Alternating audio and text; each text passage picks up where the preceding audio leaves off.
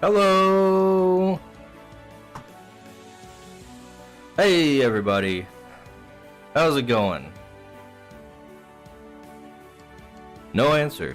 I bet nobody's here yet. Anyways, it's time to start. We're drawing creatures today, as you may have noticed. Because what else do we do on a Saturday? We draw the creatures. Saturday comes and we draw creatures. That's the way it goes. That's just the way of things. So we got this guy.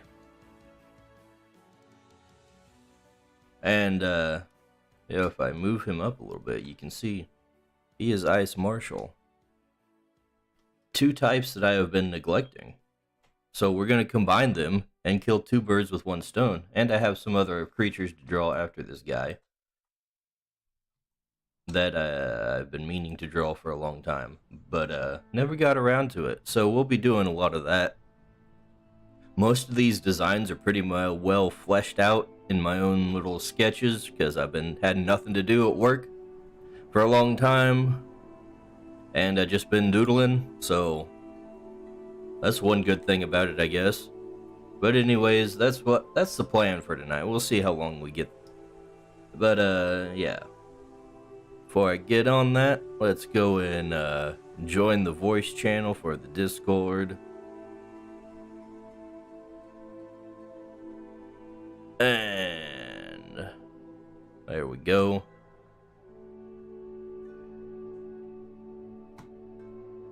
We are in. And let's get to drawing.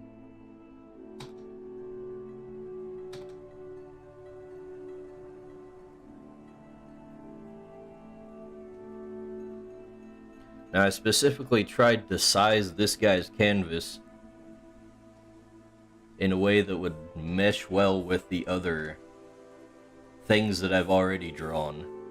Because one of the problems I've been having is that a lot of the time the things I draw are not really proportionately sized to one another.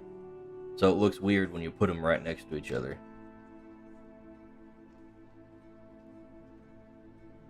So basically, I use Carol here as a reference for how tall the guy should be. So he's gonna be close to like waist high.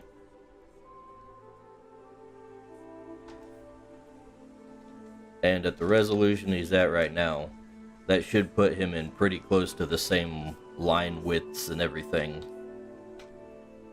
So the style doesn't look completely different.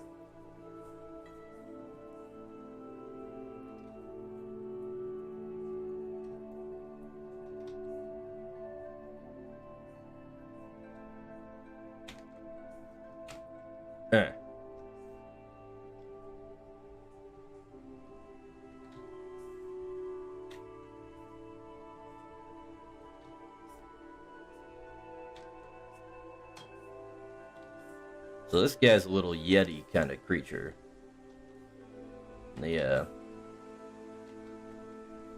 Somebody on mine suggested calling him like Yauchi or some variant of that, and I kind of like Yauchi.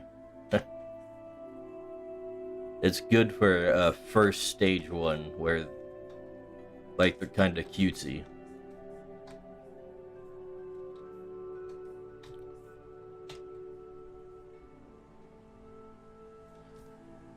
And of course references the word yaoi.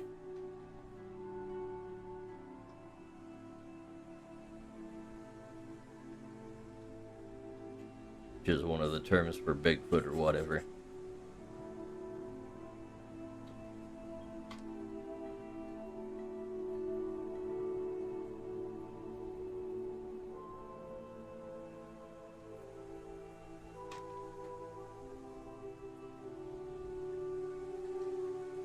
Finding new inspirations for creatures is definitely one of the more fun aspects of making this kind of thing.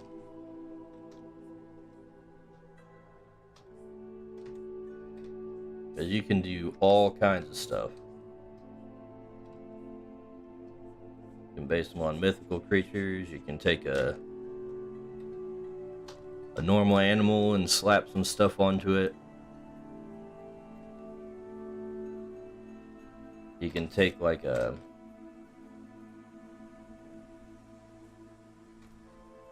can take human things and apply them to an animal, human aesthetics.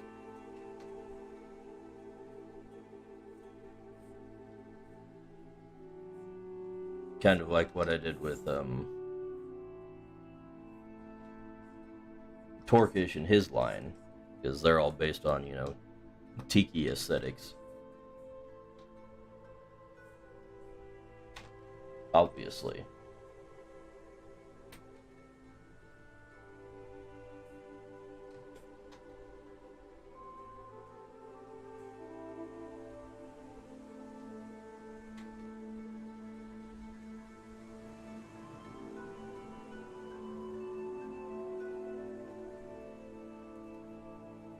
I'm thinking maybe he should have little claws like so.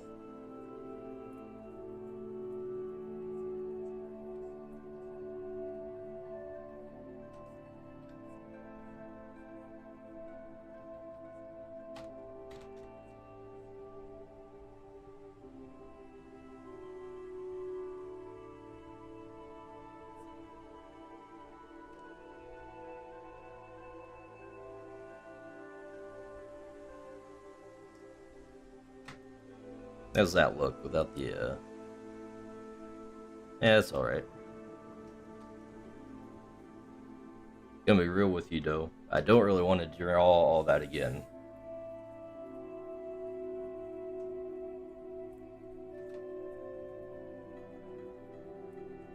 So we're just gonna make a copy.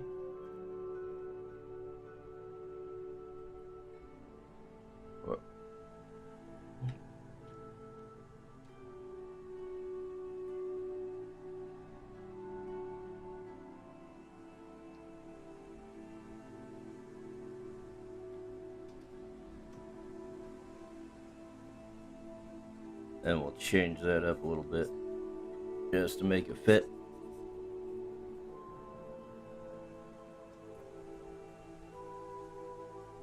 Yeah, there we go. Nice.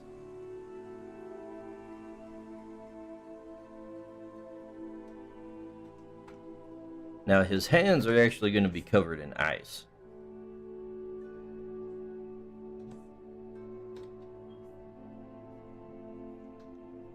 I've noticed kind of my default with a lot of these martial type creatures is to give them big old Popeye arms.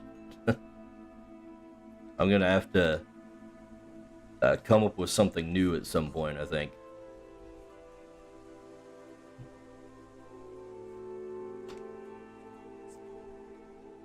Because we got the same gimmick for Slop-Eye and Slugoop and Sluggamush.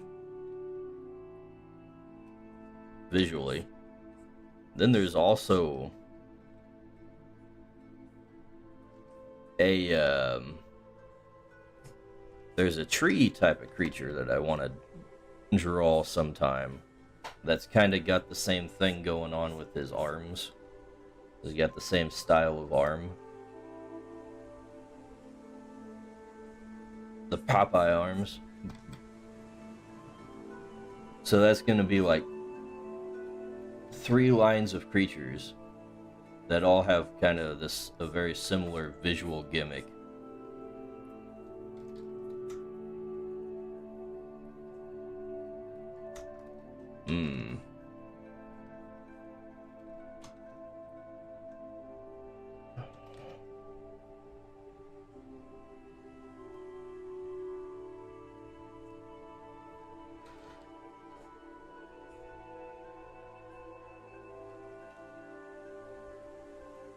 There we go.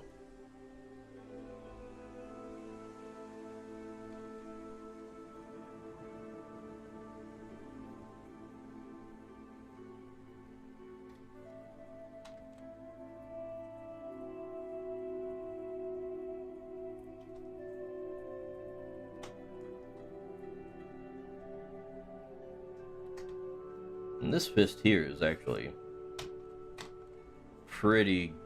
looks pretty good already. I'm probably not going to take many liberties to fix this one up. No copy and paste this time. I want them to look noticeably different.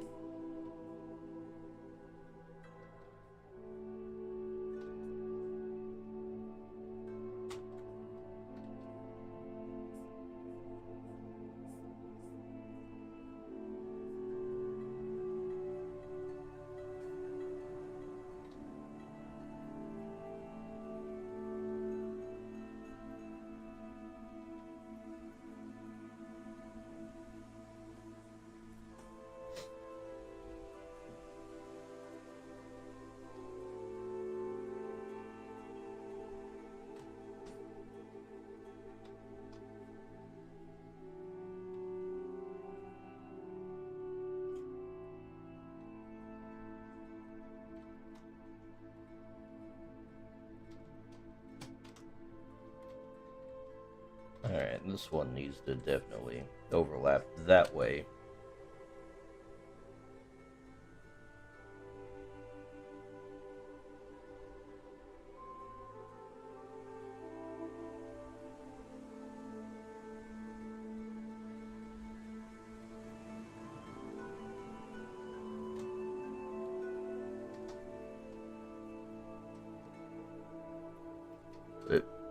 Gave him a dot on his head. He's Indian now.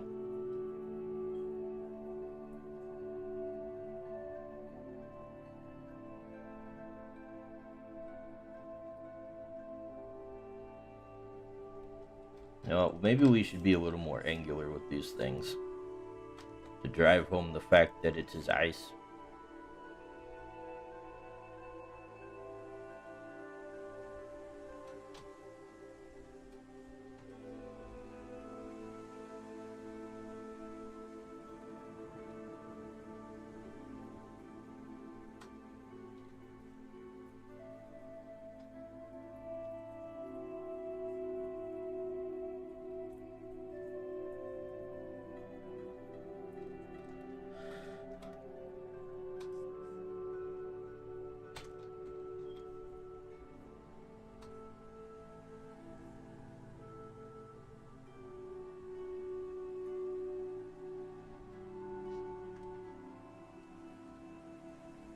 Yeah.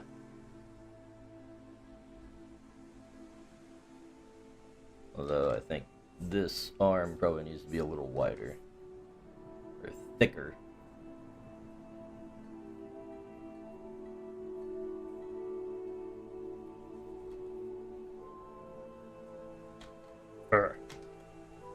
Can't draw a proper curve. Gentle curves are the bane of my existence.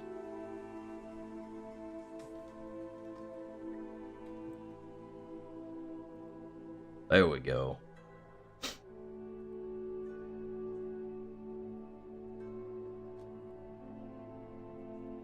Now for the face.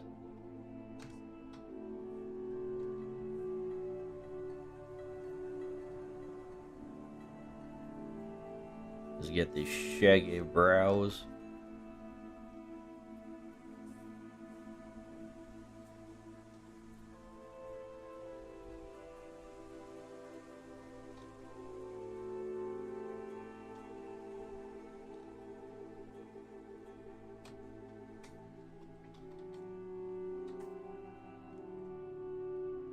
You know, everybody is whining and crying about AI art these days. But stuff like this makes me really not worried about it. Because believe you me, I have tried to get AI to work and make the things that I want it to make, but guess what? It's dumb as hell. Or rather, not that it's dumb. It's just that you can't get all the nuance in there properly.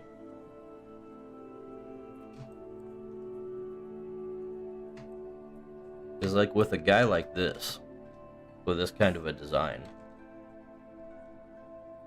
how do you even put all the information into a description that the AI would understand?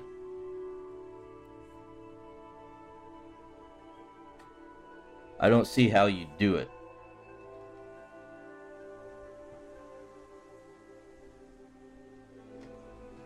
Like, how do you describe this, the way his mouth is drawn here?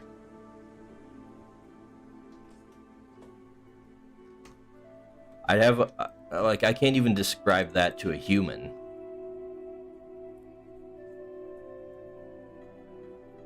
These little design elements are just so much nuance that adds tons of little personality, and I can't fathom a machine actually understanding that kind of nuance. And from what I've seen, it just doesn't.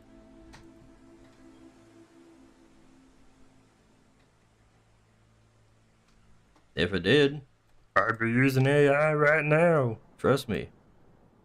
I don't like drawing all this crap. I already drew it once, now I gotta draw it again. But no, AI can't even take like a black and white drawing and actually make what it looks like.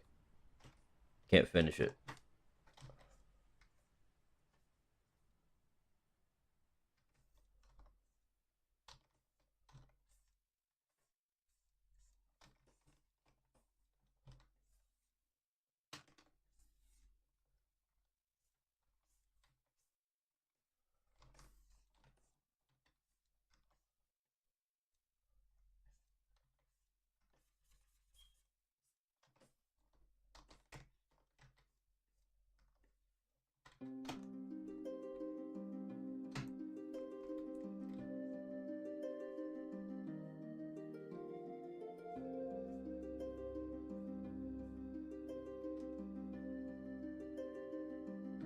Yeah, I just noticed he has almost a 3 mouth because of this little mustache thing he's got going on.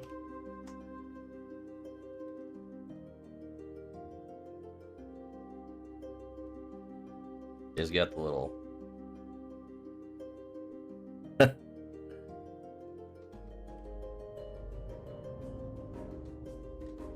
or...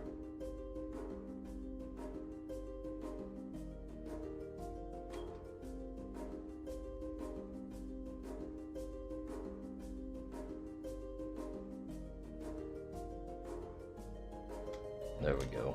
We'll put that up here for motivation.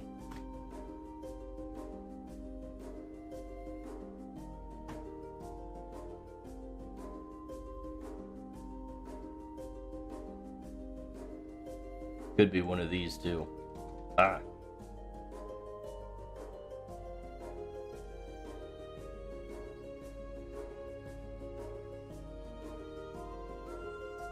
Oh, I forgot to take it off that layer. There we go.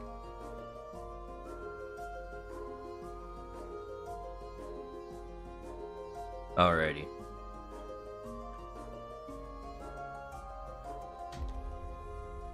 Now for the colors. This is the rough part.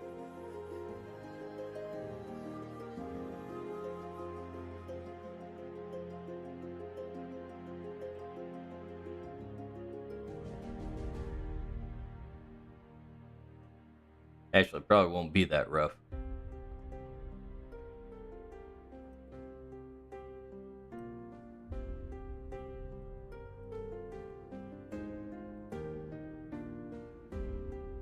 Whoops. Colored the lines there.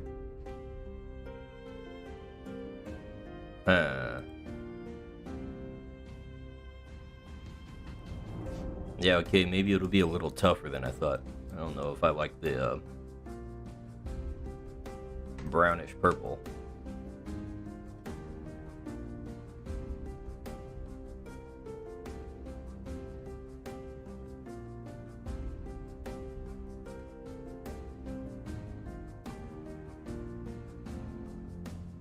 More reddish looks a little better.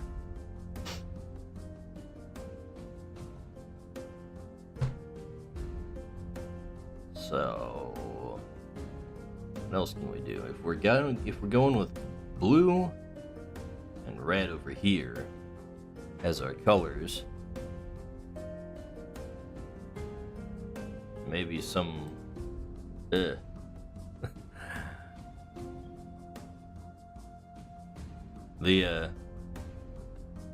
making it out to be a triad would have us putting in this puke yellow. I'm not just sure about that. Maybe we'll go more with the in-betweens, make it purple, but that's awfully, how do you describe that? We could make it go more green.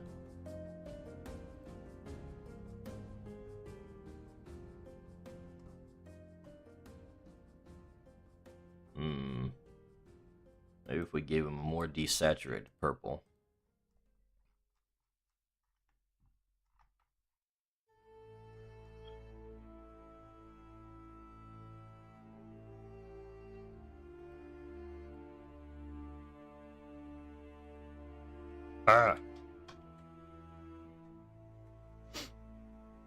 That might work.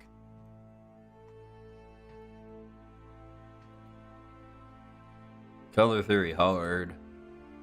I notice a lot of artists don't really seem to think too much about the colors they're using. It kind of drives me crazy.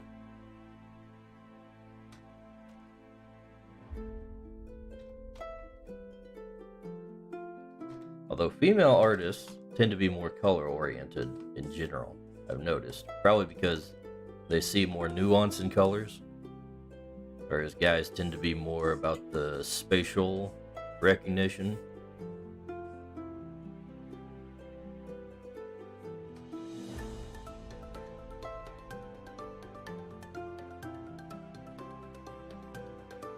Just checking my corners for any gaps.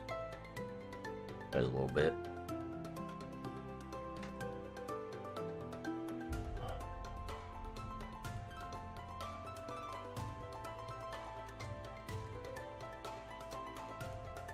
But yeah, if you're an artist, don't neglect your coloring.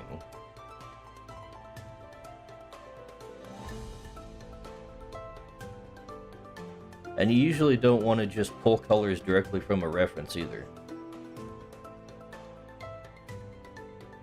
All colors are kind of subject to their environment.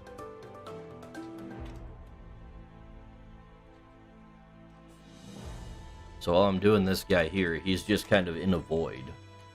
This is what he looked like with perfect lighting. No ambience whatsoever.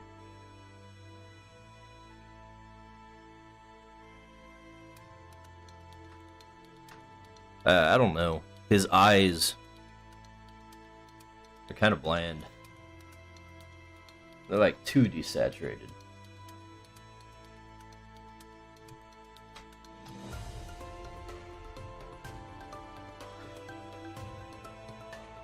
What if we gave him like freaking bright yellow? You know what? I think I might like that. Maybe a more gold look. Nah, that's not.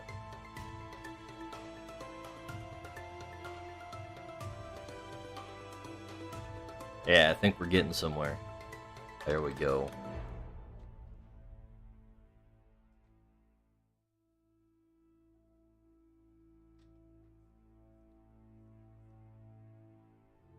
You know what?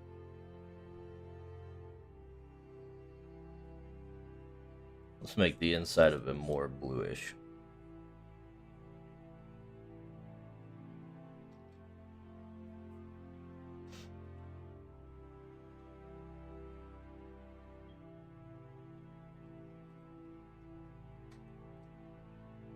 There we go.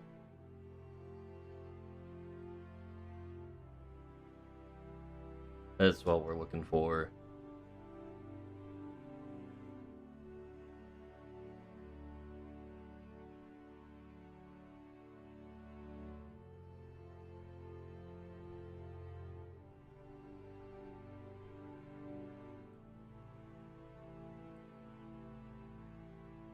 Shading time.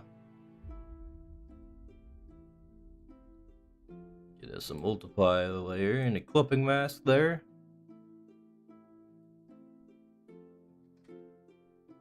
Let's see. What do we want? Maybe a dark purple, kinda.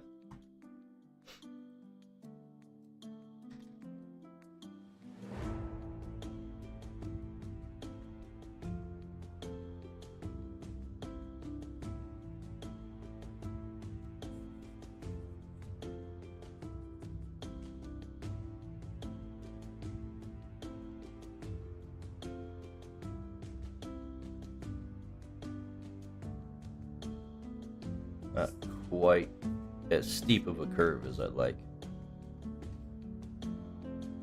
There we go. It's a little better. And we'll darken up this part of his legs. Now, of course, going with the Pokemon shading method, we don't get too in the weeds. Actually, that is probably too much.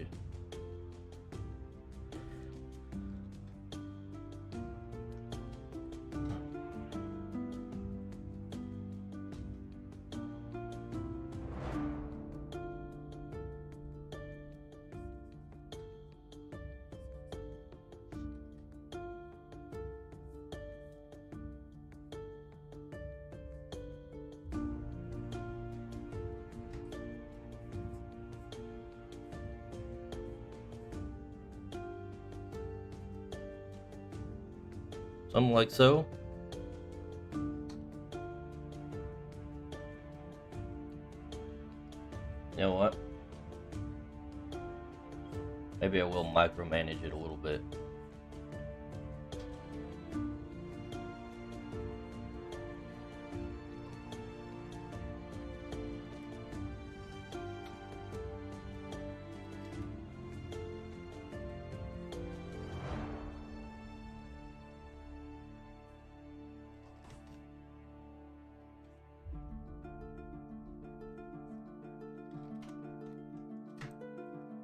That should work.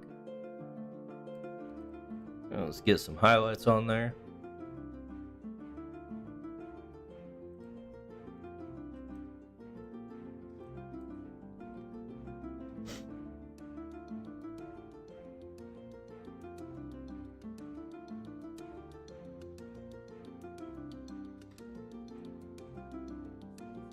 See how it looks with a yellow.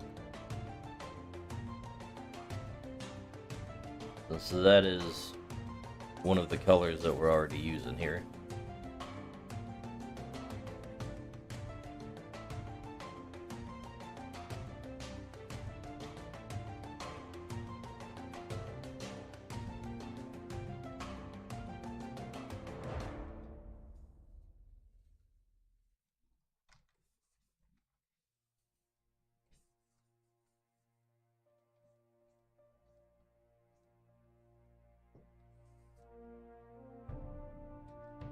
Yeah, that ought to work.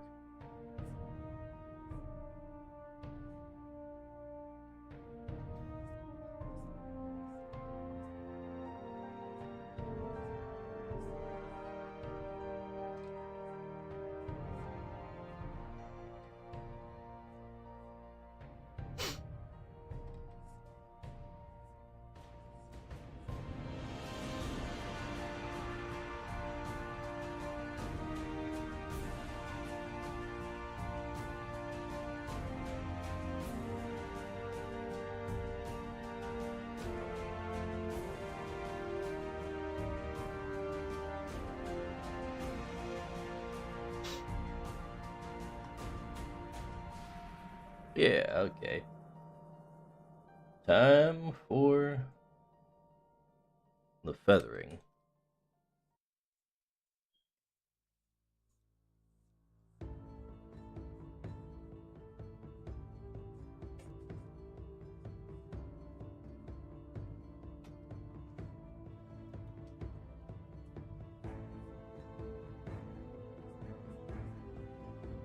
Might have to reduce the opacity on that layer too, just so the just so it's not such bold highlights, you know? Just look at that. It's real bright. Then we'll probably put on a second layer of highlights.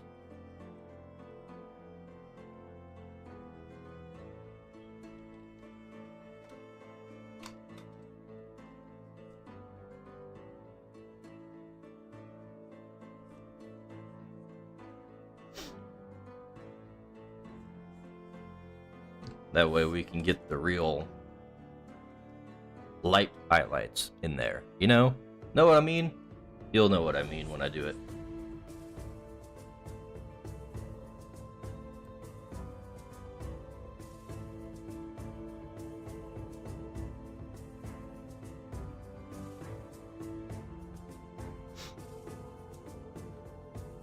Alright. Let's get the shadows feathered out.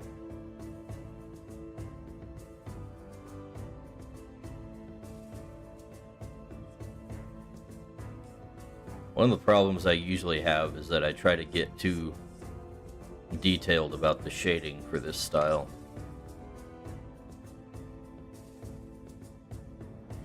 And given that I'm trying to go for the look of Pokemon, which has very simple shading,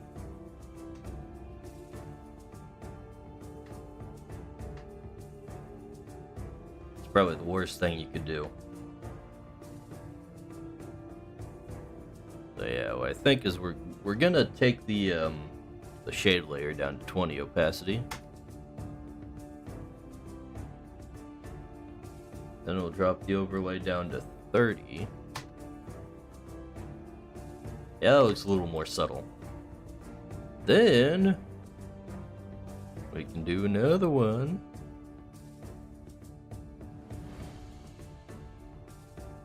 This one will be the more, now let's go all the way up to 50 on the opacity for this one.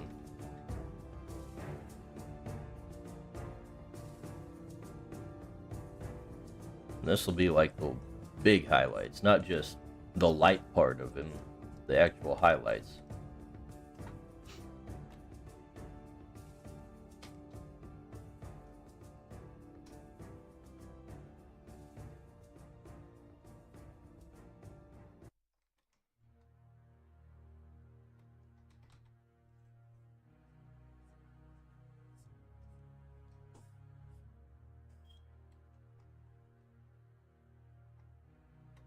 You know, that's probably all he really needs. Man, we could stand to make this look like it's a little more of a curve than the way I put it.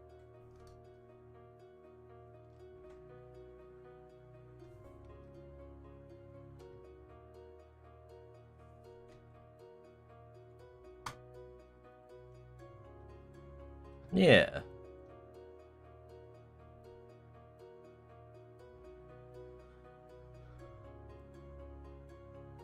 Now we need to put some detail in his eyes.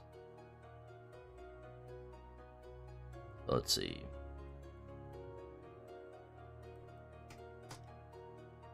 Let's merge all these layers here. I think actually, yeah. Saw some gaps that I missed earlier. I'm gonna fill those in before I go on to the next thing.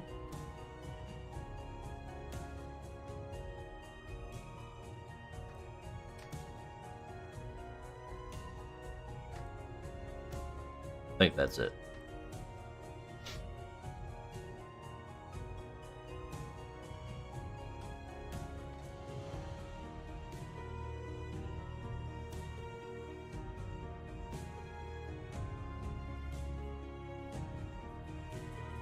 Throw some color on the lines there. That's another thing. Don't neglect to color your lines unless you're specifically going for a dark outline You'd be surprised at how much better that simple little thing actually makes your art look. In fact, maybe we'll even go even further and color the light side of him. I think that's a little too much. Just stands out a little too much.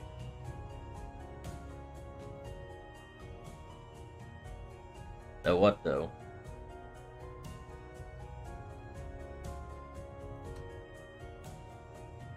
We do probably need a different color on the fleshy parts.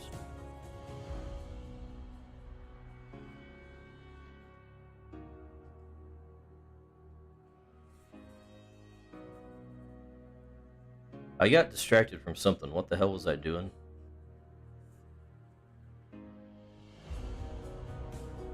Eyes. That's what it was. Still need to do his eyes.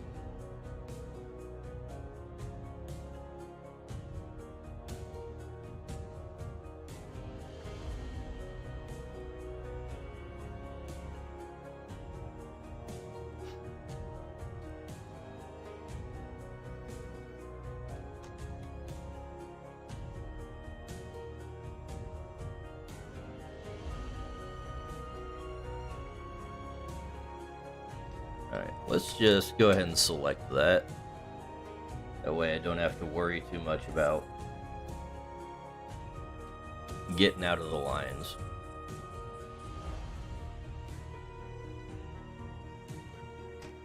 People be complaining about AI art when they use tricks just to stay in the lines.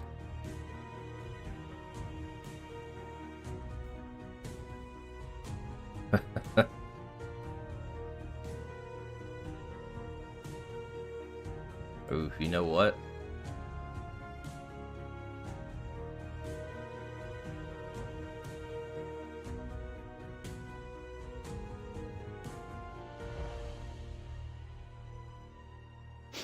We need to move his eyes and change the size a little bit.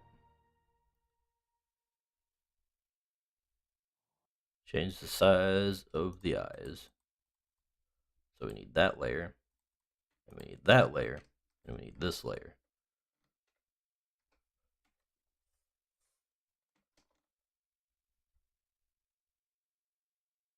Whoops.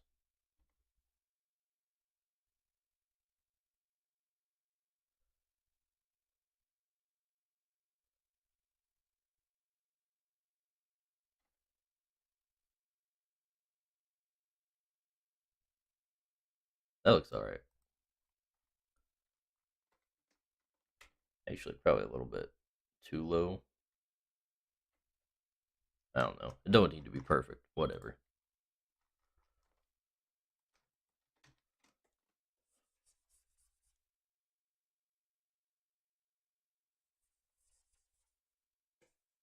Okay. Don't know why that didn't want to draw for a second there. Maybe it's the guides. Get out of your guides. YouTube is turning my music off. As usual.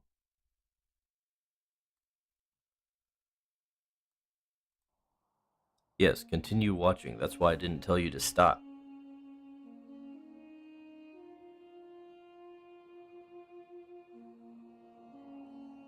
Aloha, Koeth. What took you so long? This guy's almost done.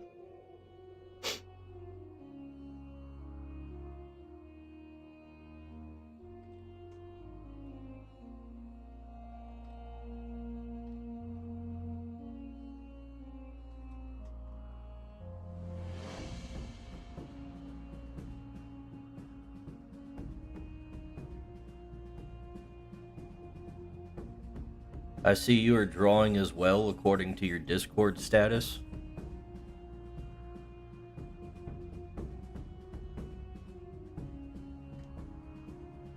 Hey.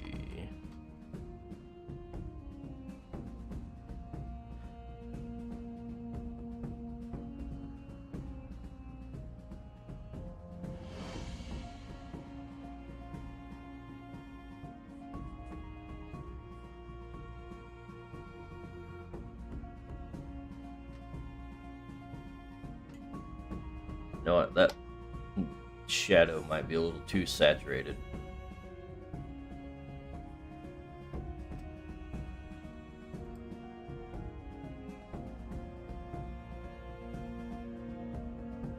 Tunnel correction, that's what they call it in this thing.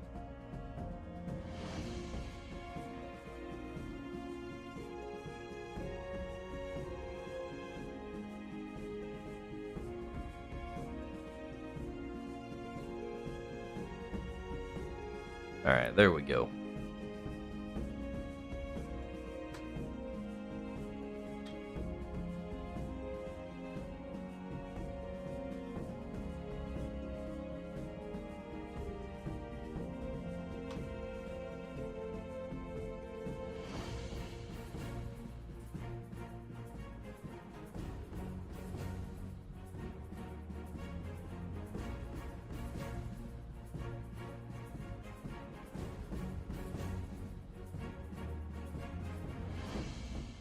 How am I planning on differentiating this design from Primate? Well, for one thing, he's eyes.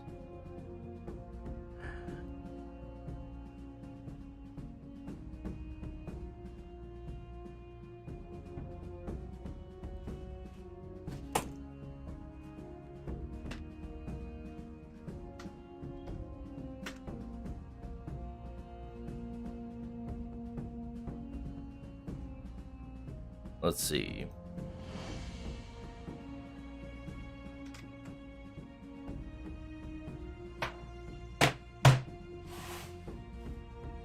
So first of all, he does have a similar body type, because Primeape is literally just a furry ball, and he is also a furry ball. But all the little details are completely different. So that's how I plan on differentiating this design from Primeape. So he's got the ice-covered fists, which I should probably detail slightly more. I should probably put some lines on that to make it sure, like, to make it clear that we're dealing with ice.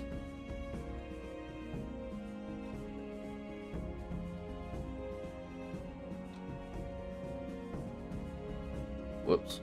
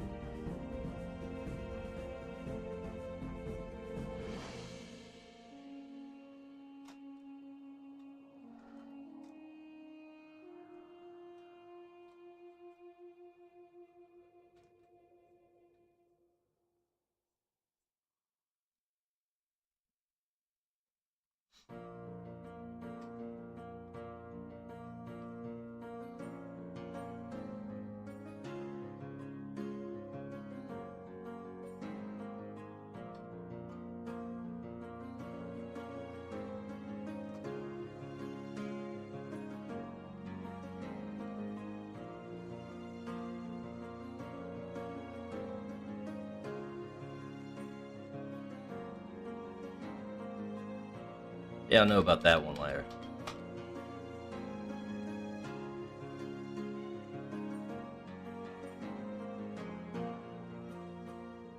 Oops.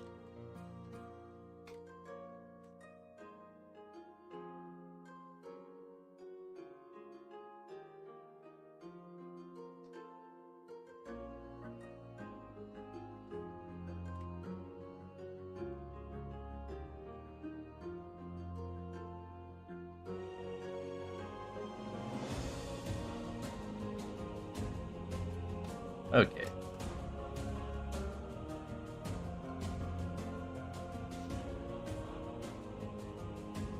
I'm making them ice instead of fur? Yes.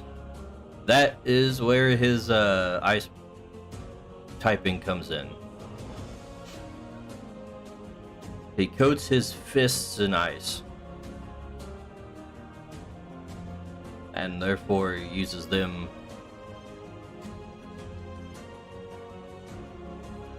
to pummel with a very hardness. I don't know what I'm saying, but you get the idea, right?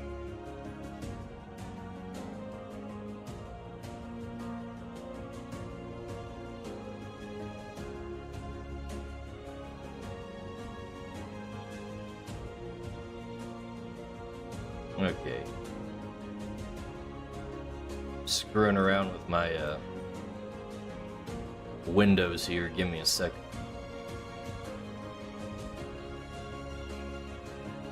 Goss Harang? Harag?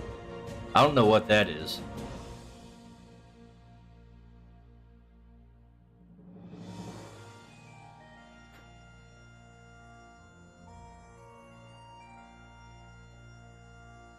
Is that a character from one of your fighting games or something?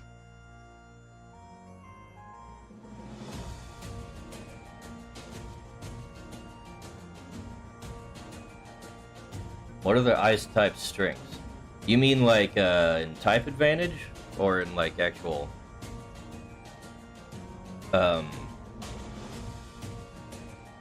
mechanical abilities?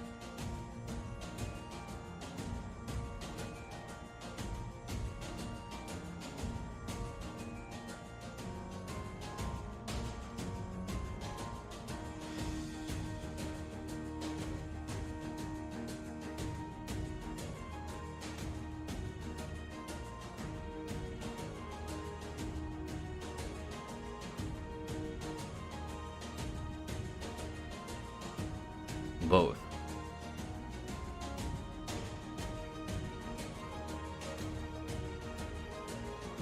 Really cool monster hunter monster that's totally not fire bait. That sounds pretty sus, Kohath.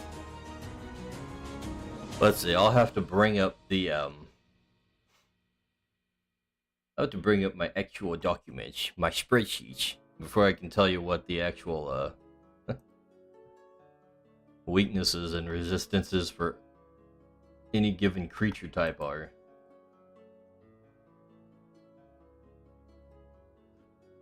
Let's see. Ice. Ice is good against air, earth, plant, and that's all it on the attacking side. On defense, it's, let's see, it's resistant to itself and water.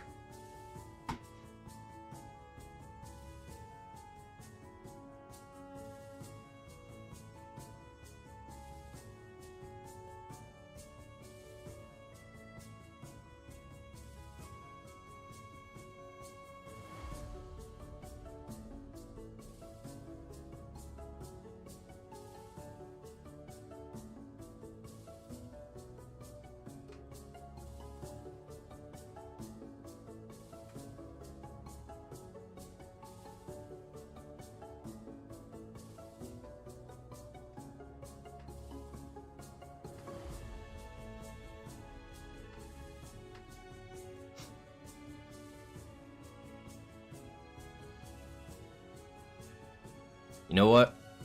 I noticed one mistake I've got. His fingers are not proportionally correct. I've got his pinky as the largest finger.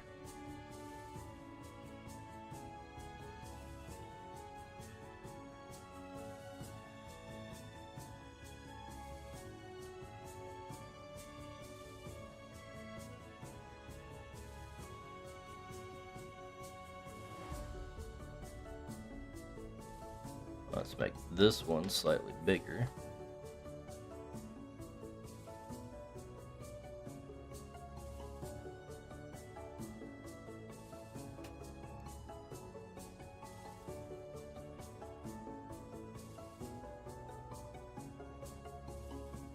Alright.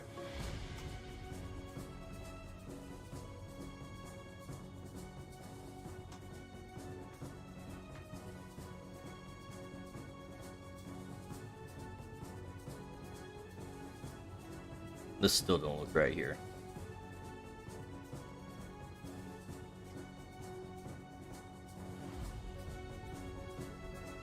That's a little better.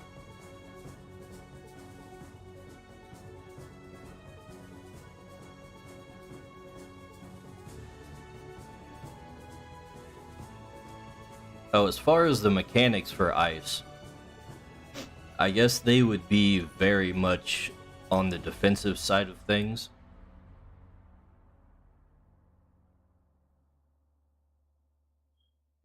I think of ice as kind of a combination of water and earth.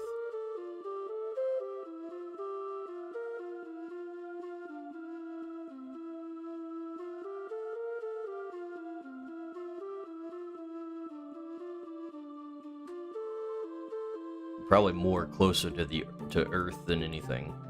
They'd probably have some healing in some of their classes, but I don't know how far I'd get with the classes in the first book. Might not exist at all. But anyways, I guess it's time to save this guy.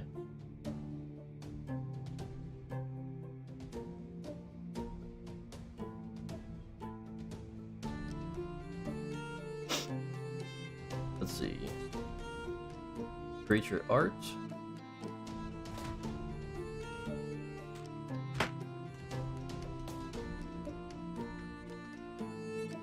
We'll call him Yauchi.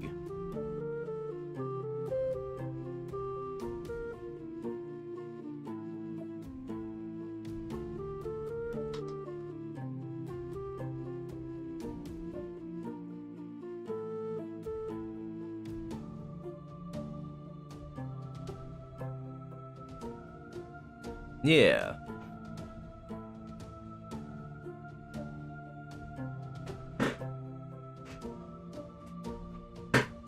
Our ice type's able to freeze the ground for some Pokemon style ice puzzles, but in battle.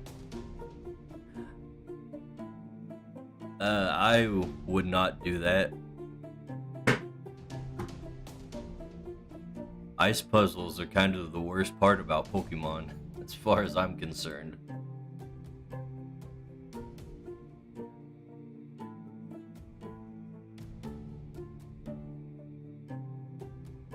But making some just generic terrain effects, that could definitely be a thing.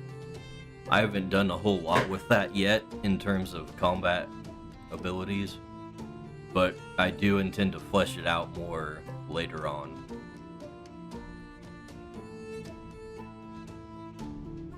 You know, at a distance, it kind of looks like he's got luscious eyelashes with those furry brows. Not sure I like that. Oh well.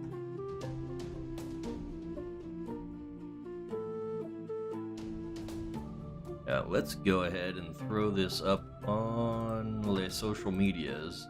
Then I'll move on to the next thing.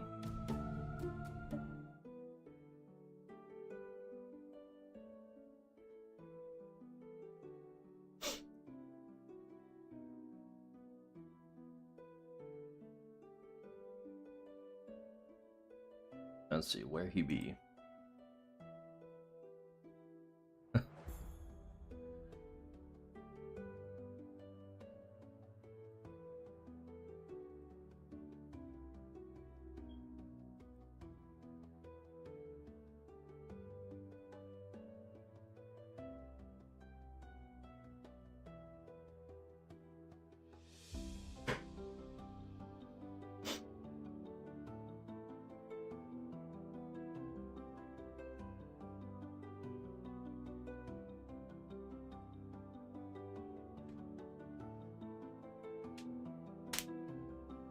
Alright.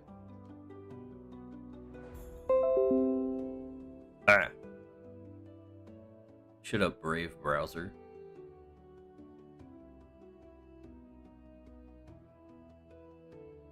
Let's see.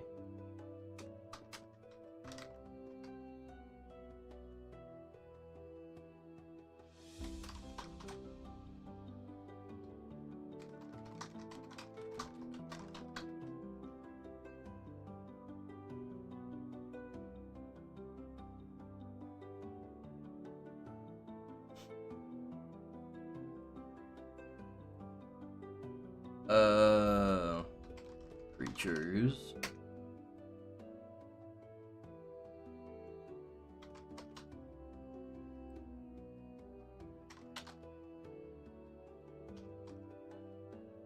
Art. Just figuring out me hashtags here.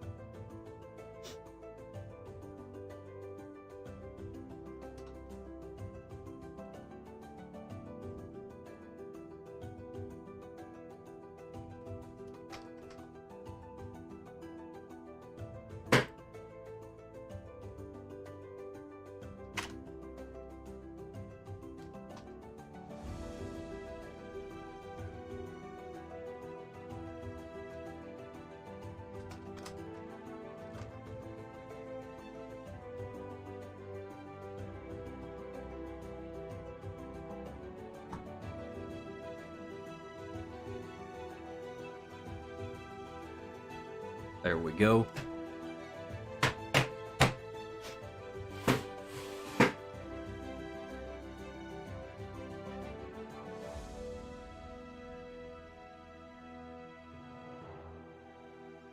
Let's see, where's he at?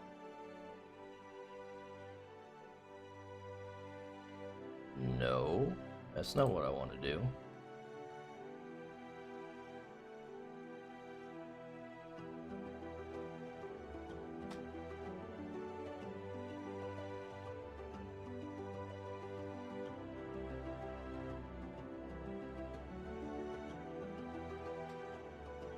Yeah, there we go. He looks properly sized in all his ratios.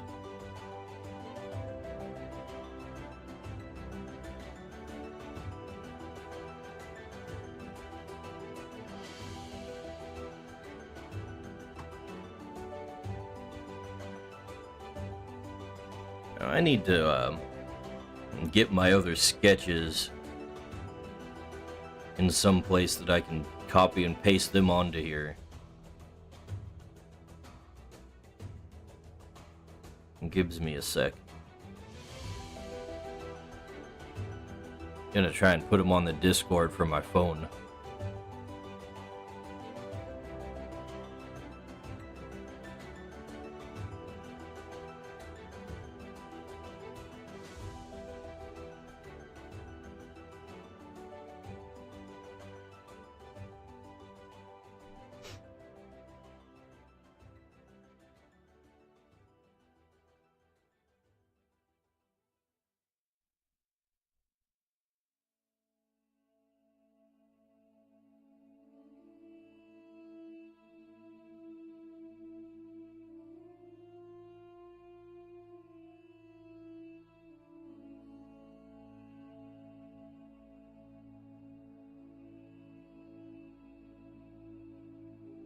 There's the log out button. They always hide it somewhere.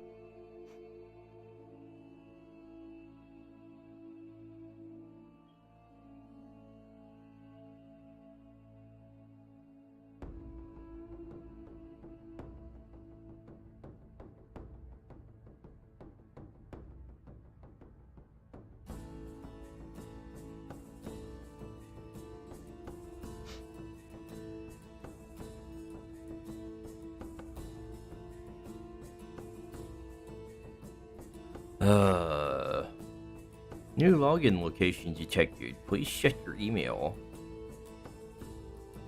It's literally the same phone I always use to do this.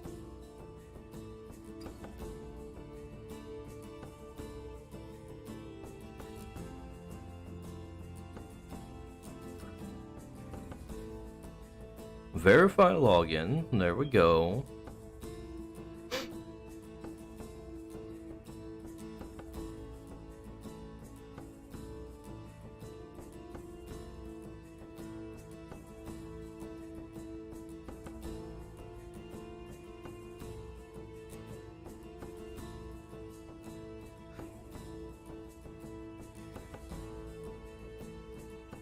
Well, I feel like they try to hide it, Kohath. It's not the last thing, it's not the first thing. It's a basic function of stuff like that. And it's just weird that it's kind of a few choices up from the bottom. You'd think it would be like on the bottom since you're leaving.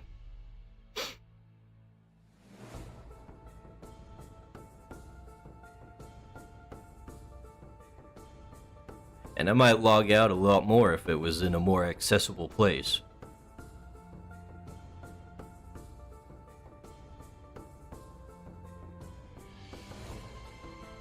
And if it didn't ask me to verify my location with email every time.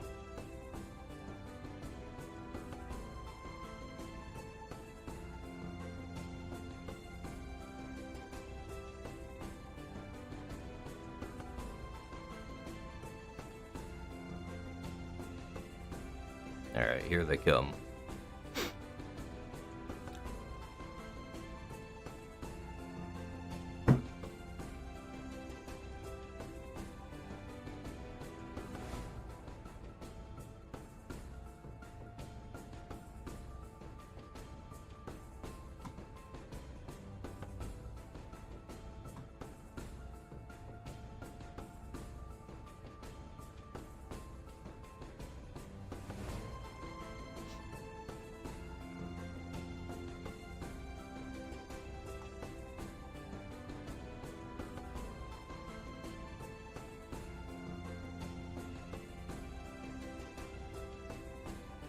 New page.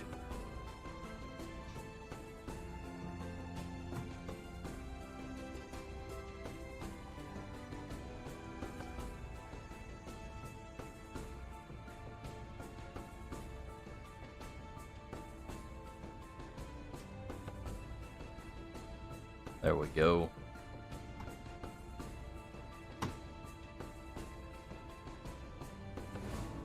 We're moving on to fire instead of ice now.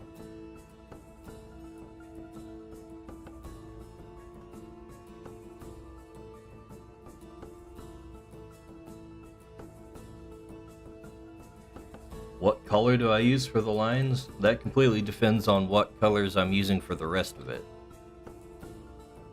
I usually try to go with something similar to the color it's bounding. So obviously on the bluish icy looking parts it's blue. Then on the arms I use the a darker version of what's actually in there.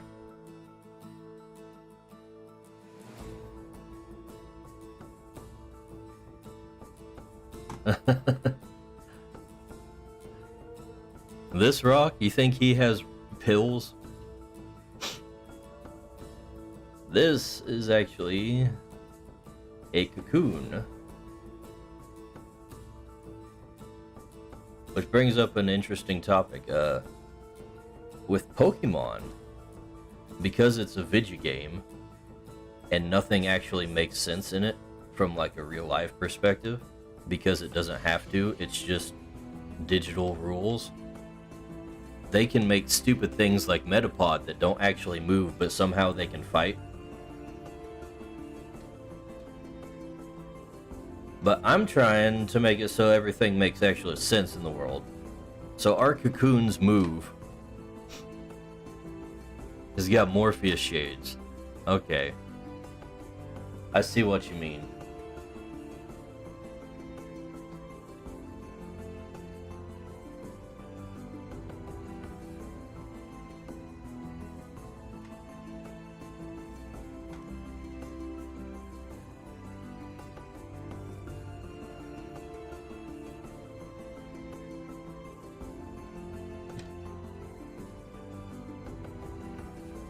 So this is going to be the second form of Glarva. The little, glowing worm monster that I made.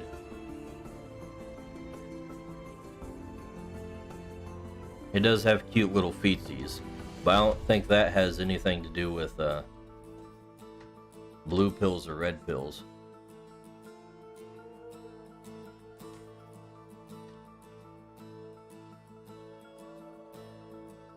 He has to be able to skitter around in order to fight.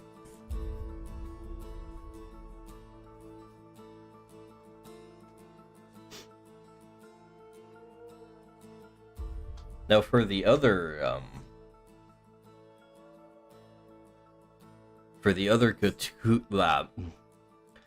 cocoons that I've drawn, I've just given them the ability to float, because they're gonna get that anyways when they metamorphose.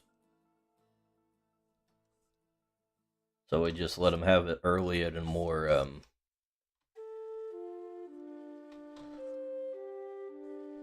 a less powerful form.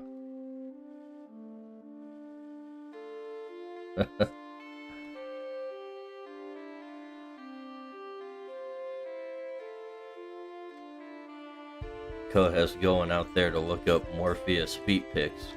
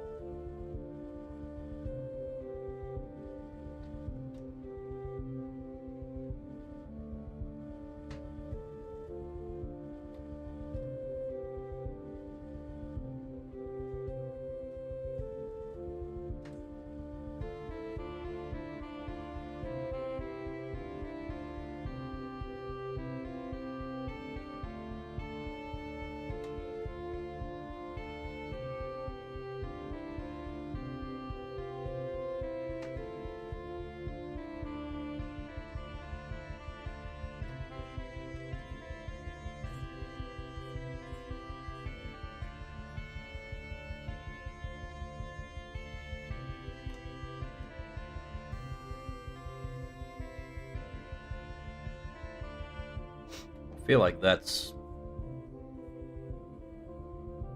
not far down enough. Or too far down. That's the direction it's incorrect in.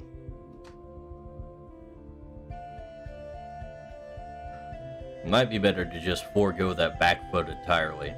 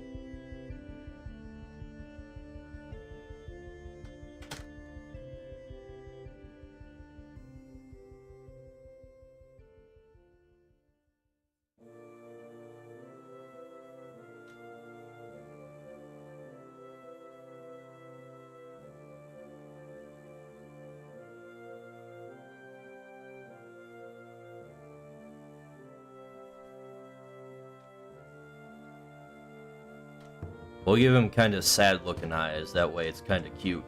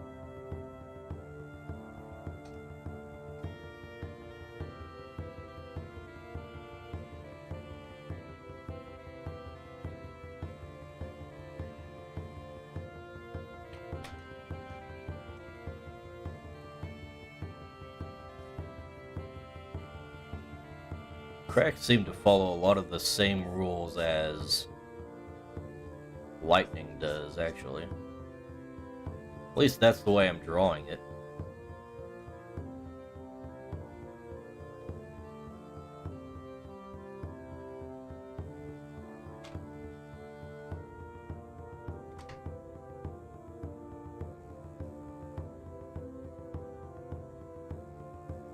Oh, look at him.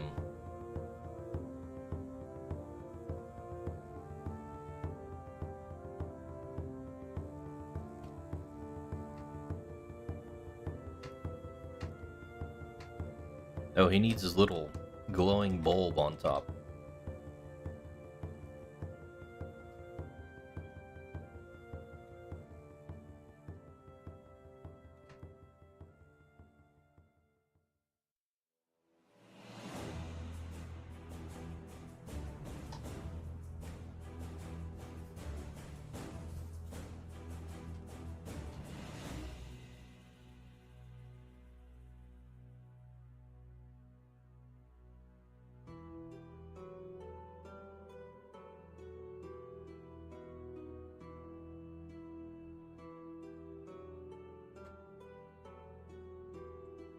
Alright, there we go.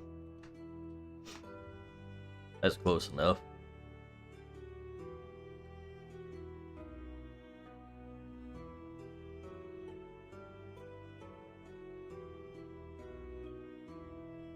Yeah, I need to fix Glarva's art a little bit too. He's got this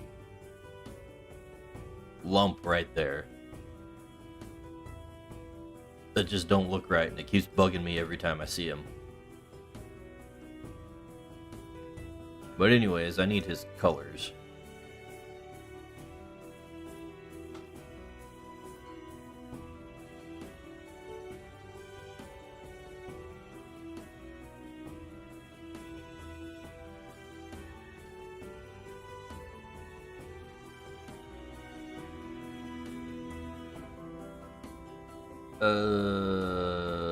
Yeah, that.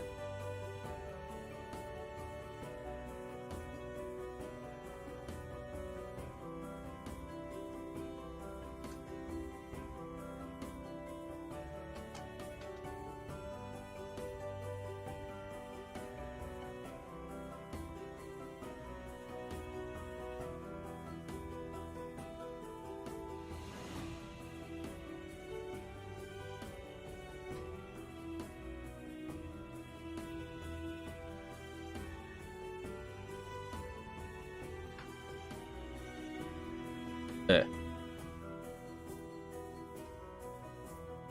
Little hangers are bugging me here.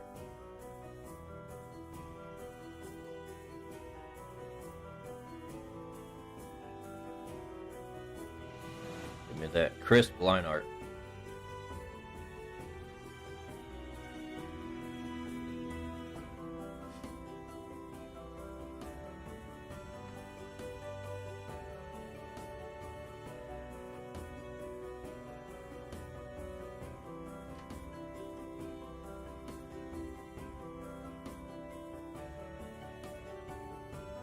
Alright, back to filling in the corners.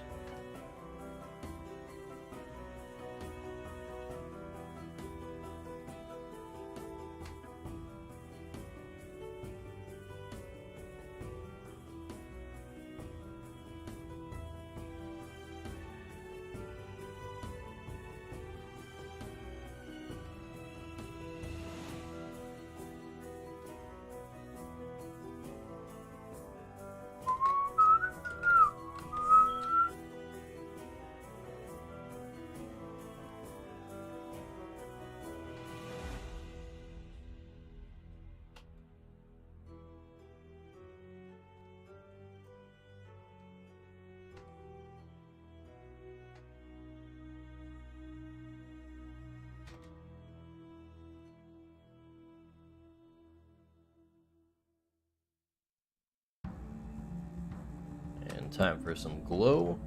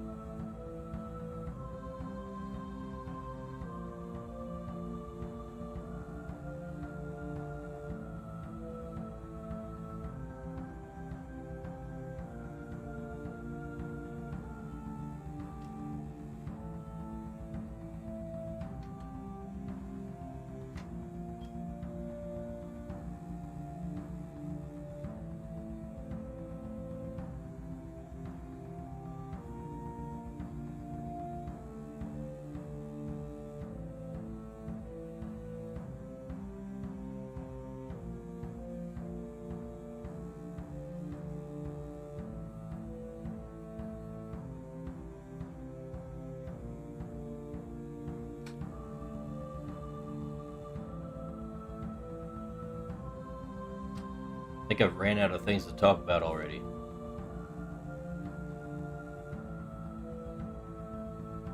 Not a good sign. I still have at least one more creature to draw.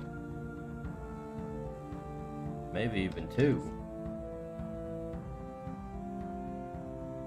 Considering how fast these things are going.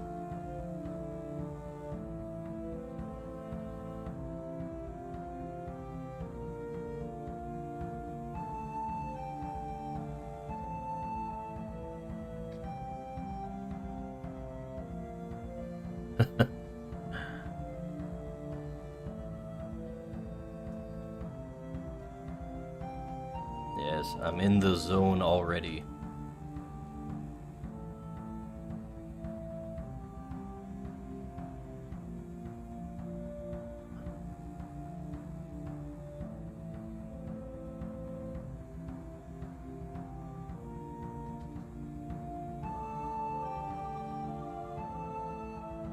Oops.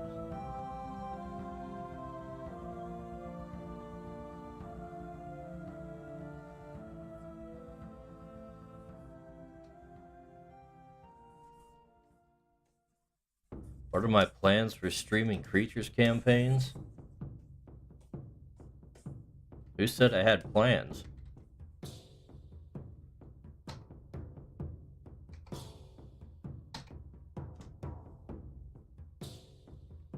I have vague wants and desires.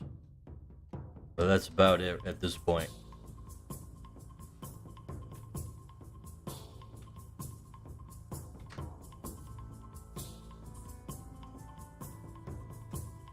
Problem with Creatures is that there's no adventure material to go off of yet. So I literally have to make everything. Can't just pick up some adventure path or whatever and run a pre-made adventure.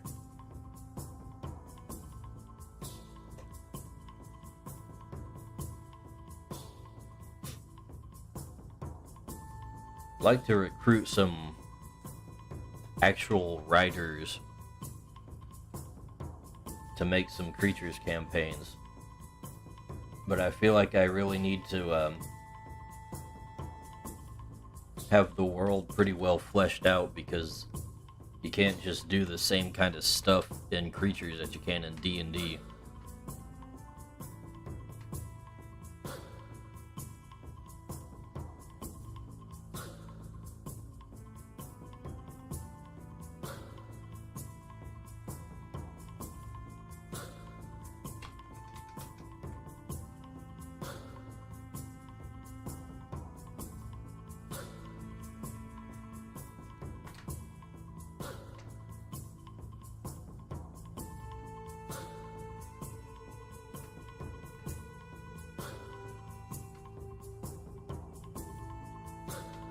So I guess the plan is to make as much material involving the setting as possible, and then work from there.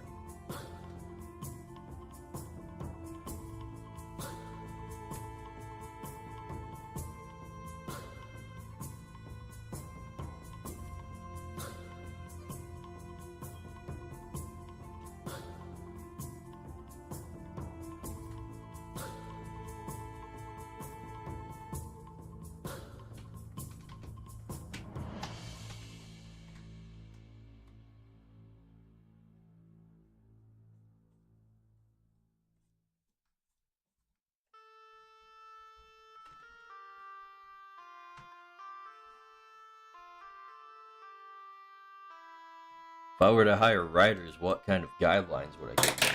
Ugh.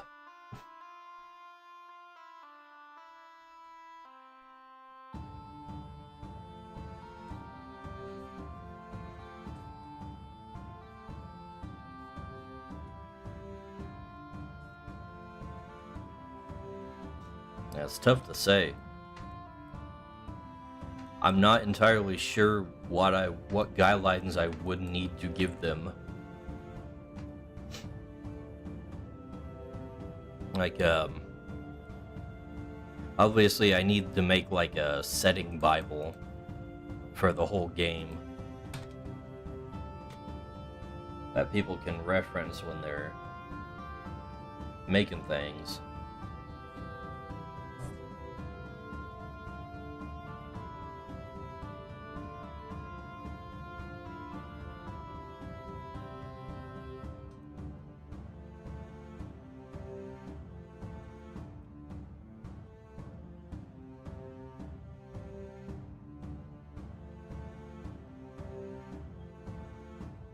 I think this color might be a little too light for the lines.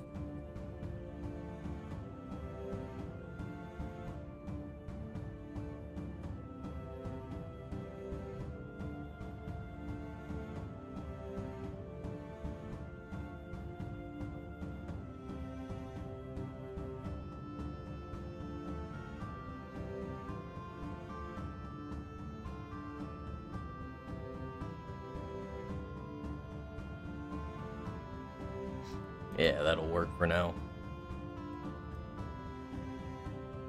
Nope, not merge.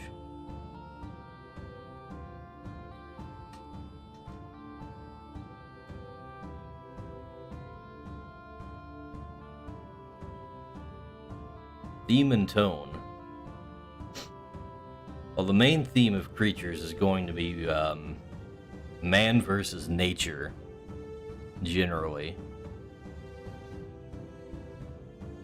There's only so much you can do with that, though, which is why I'm trying to kind of flesh out some more human antagonists, like what I was doing with the Black Pawns. So we'll have the artisans at first, and I still need to do a write-up of them.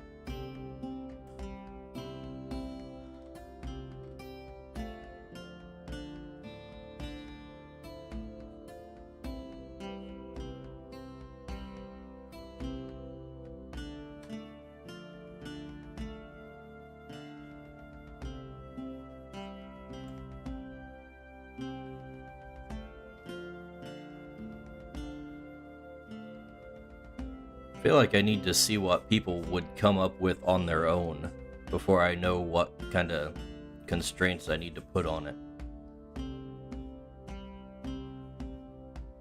So it's kind of weird trying to figure out what people think of your setting from their perspective.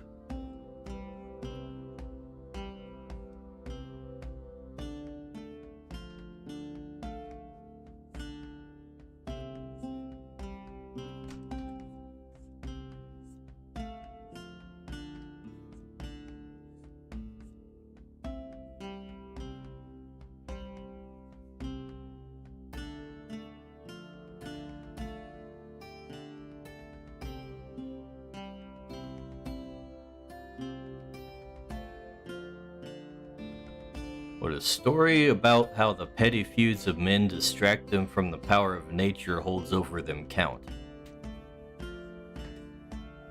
I don't know. That's kind of what I'm talking about. In the Creatures world, I don't think anybody would really be distracted from the power that nature holds over them. Civilization is quite literally built up around the fact that the wilderness is extremely dangerous.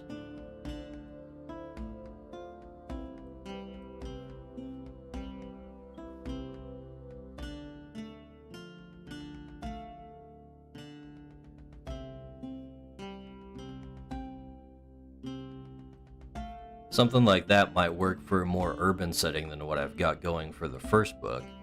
So maybe something in the capital city.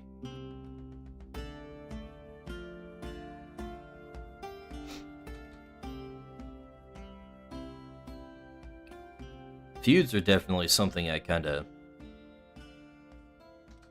need to work out a little more, because I have kind of an idea for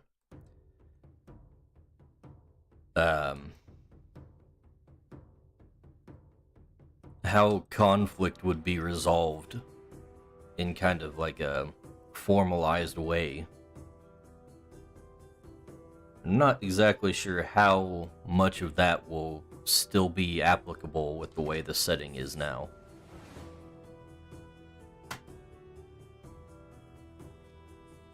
Because originally I wanted to have it so that basically all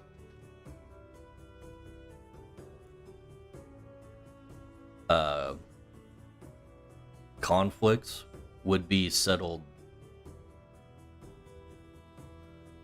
with duels.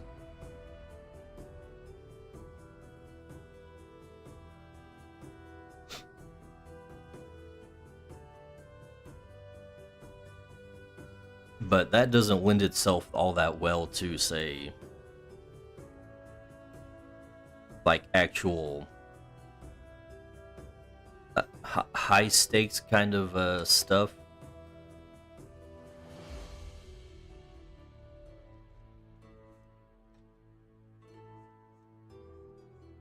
You know, there's only so much you can do with that kind of thing.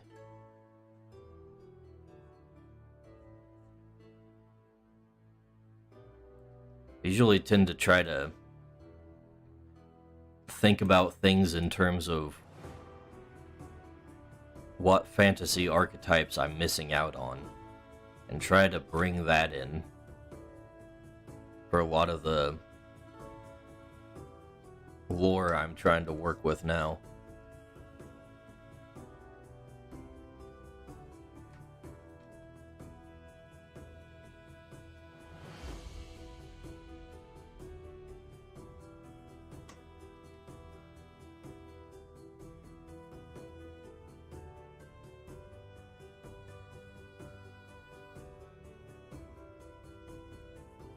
You know what? I actually like that better without the overlay.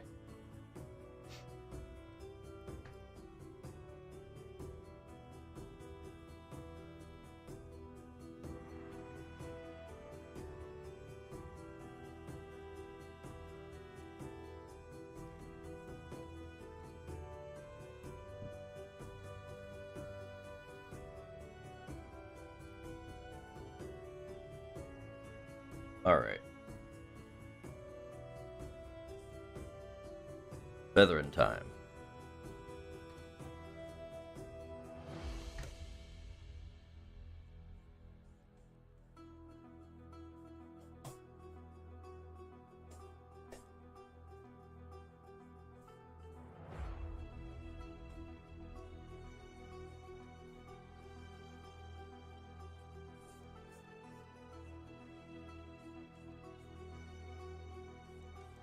You know what, maybe a good way to start out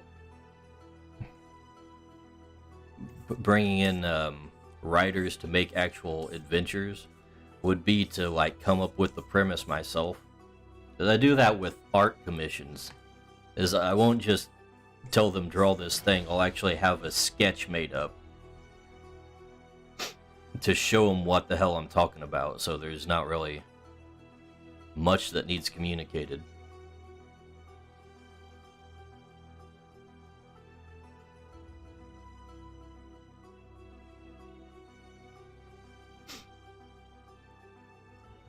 Primitive civilizations would often limit the harm they cause on each other in war because all-out attacks would leave everybody with less resources. Yeah. I think in terms of, like, formal nations and whatnot, formal political entities, that would be the case. They probably would use dueling and whatnot for their... to resolve most of their conflicts. But I'm always thinking more in the terms of, like, what would be the creature's equivalent of, like, an attack by brigands or orcs or something like that. It's not quite something you can replicate with creatures themselves. You kind of need a human intellect or intelligence behind it to really have the oomph.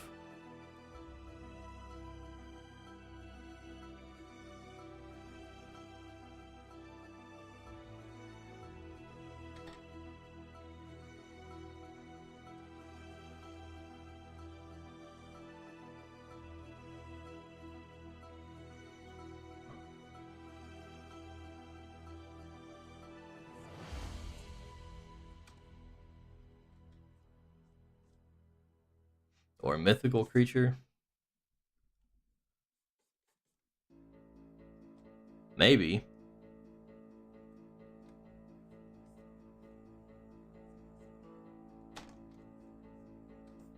Usually my conception of a mythical creature is that they're mostly just forces of nature.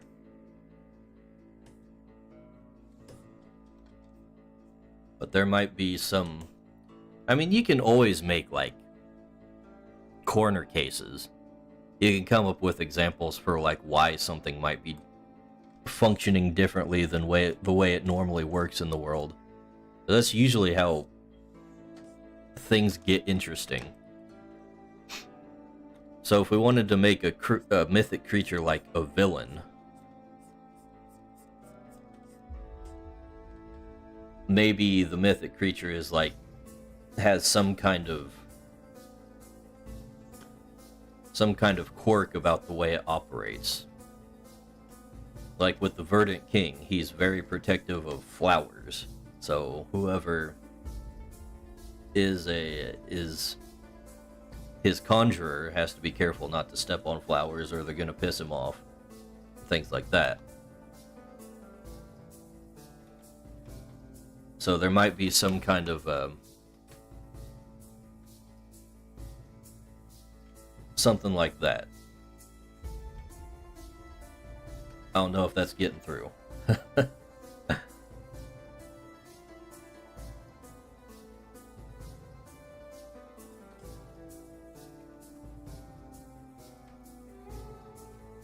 No, I feel like having all this is a little bit much.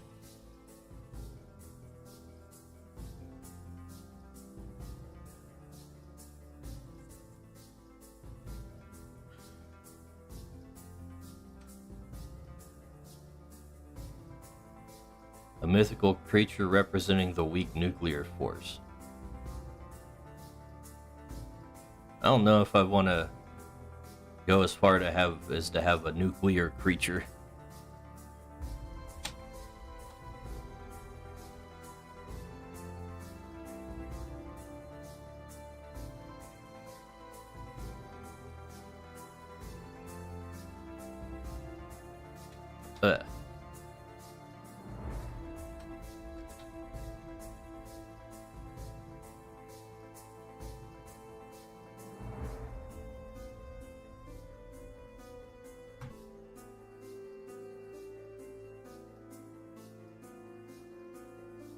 Yep. Need to put my opacity all the way up.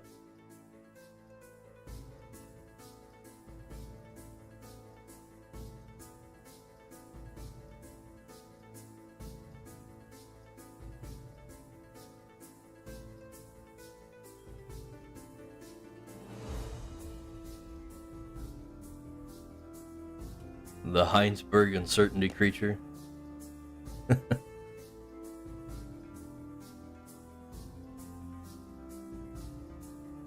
The third law of thermodynamics creature.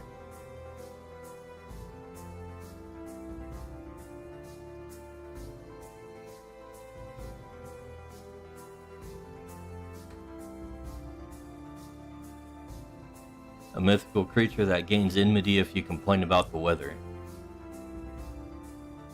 Yeah. So a mythic creature could be a villain, but it kind of have to be like almost a sympathetic villain. Like there's a reason behind what it does.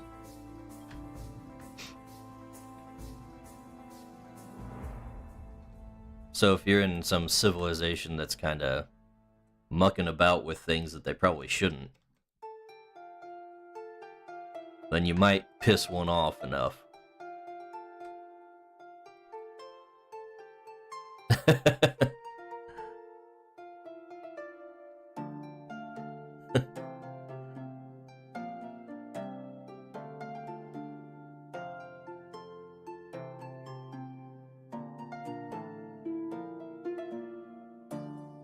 Do you have something against small talk, Koheth? You don't like it when people talk about the weather? Because I'm right there with you.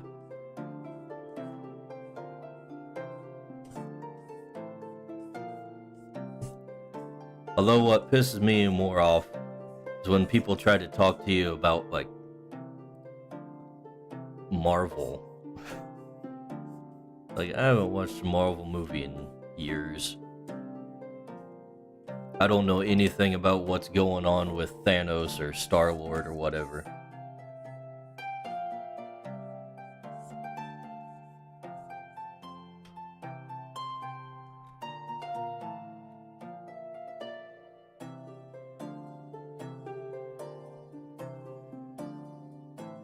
If humans started inventing gunpowder, the mythic creature attacks.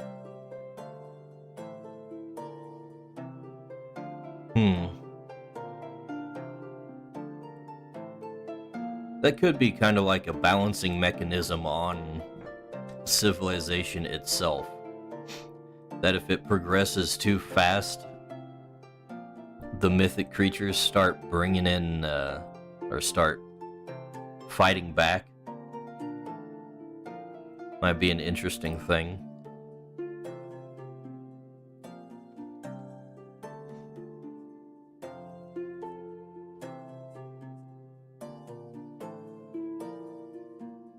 But they got magic already. I don't think gunpowder is going to be as big of a deal, really.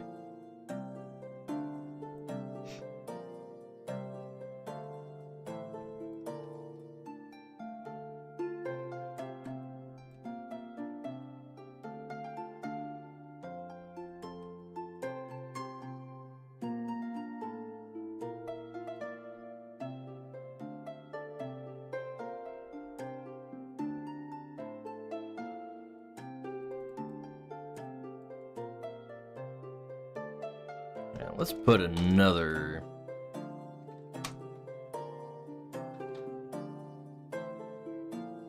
highlight layer on here, as I like to do.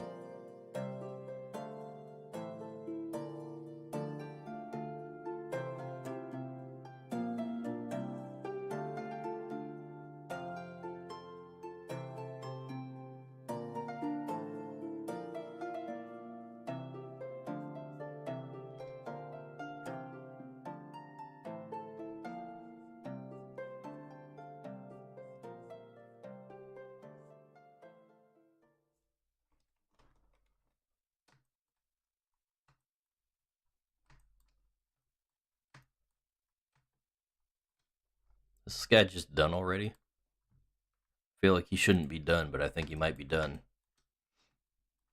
I still don't know what to call him either.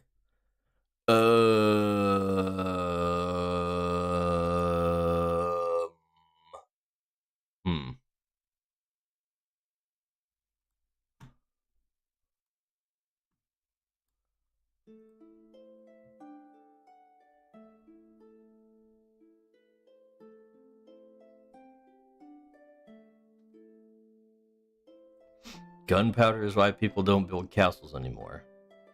Well, also because he can just fly over them. Walls don't have the same effect they used to.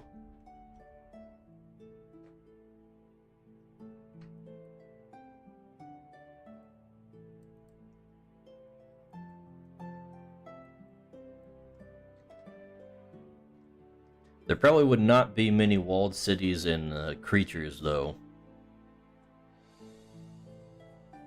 Given that outright, like, war would be kind of rare. At best, you'd probably have fences to kind of keep wandering creatures, or creatures from wandering in.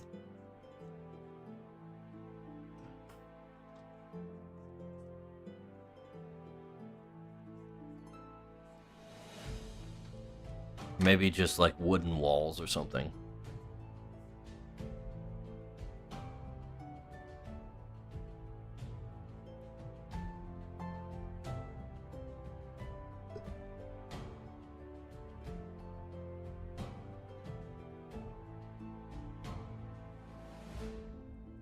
I know what the problem is.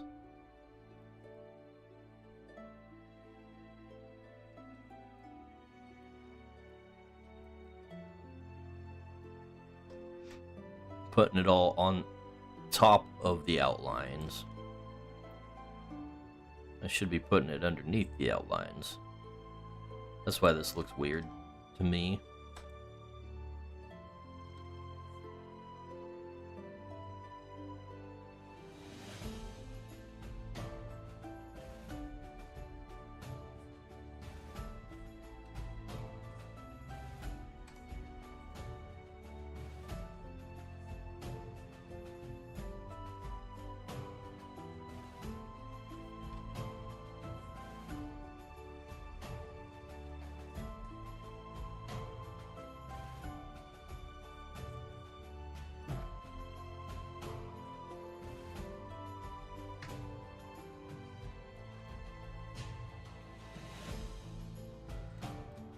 There, that matches the way the other one looks a lot better.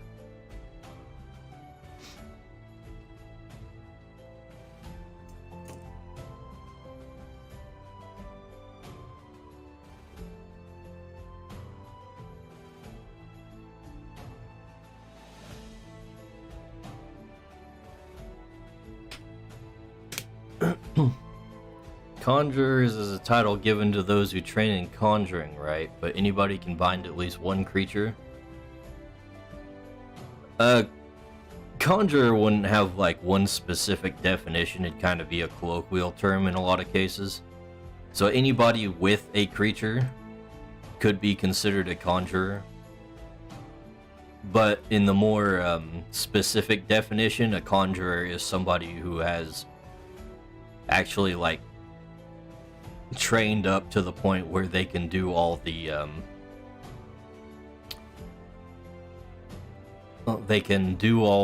mystical side of things.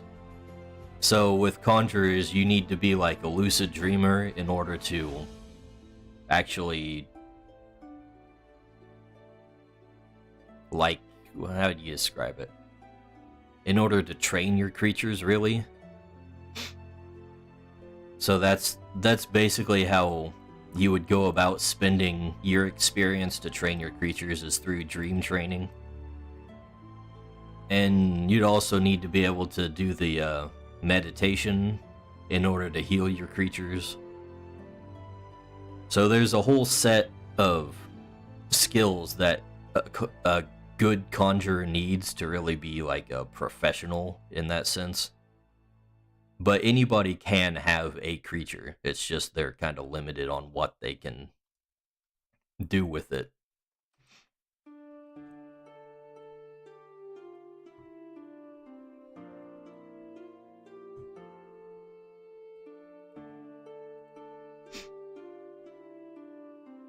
And then, of course, there's just the fact that construct creatures can kind of exist on their own and not be hostile to humans. Or other kinds of synthetic creatures, too. I don't think there are any yet, but there probably will be at some point.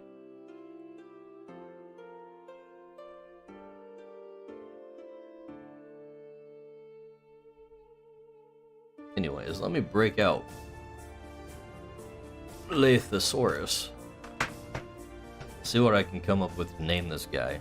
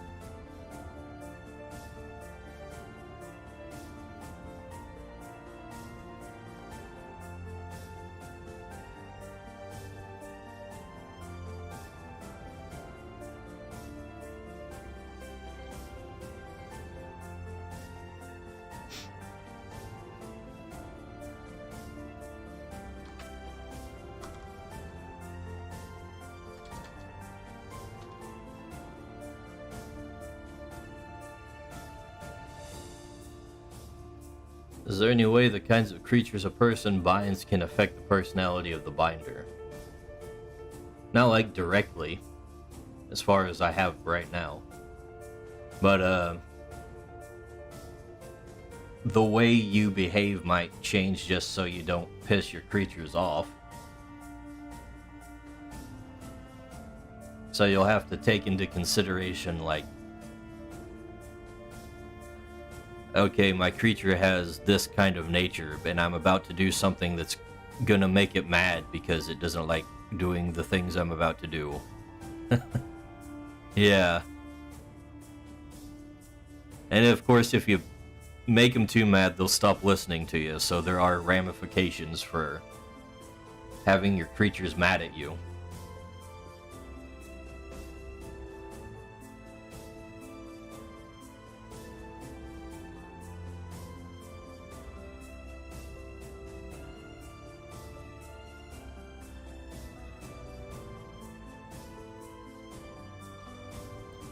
Why is thesaurus.com so limited in their things? Type in cocoon and it only has an entry for the verb. Like, who uses cocoon in that sense?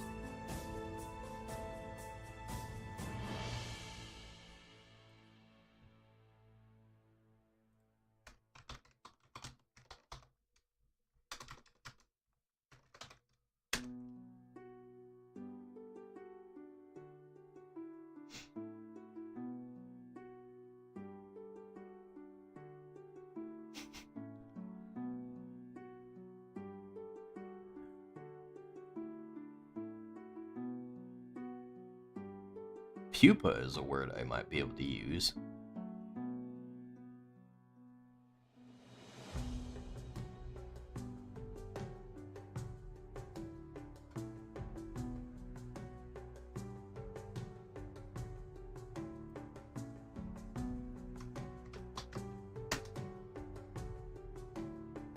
What?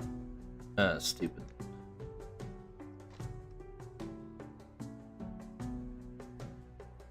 It doesn't even have the word pupa in the thesaurus. It just takes you to the dictionary.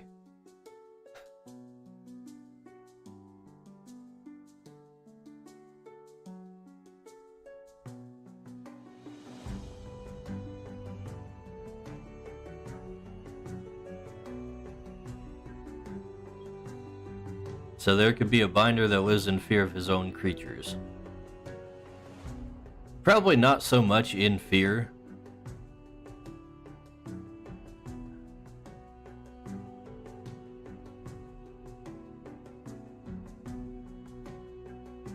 It's more like you just want them to do things for you, so you don't make them mad.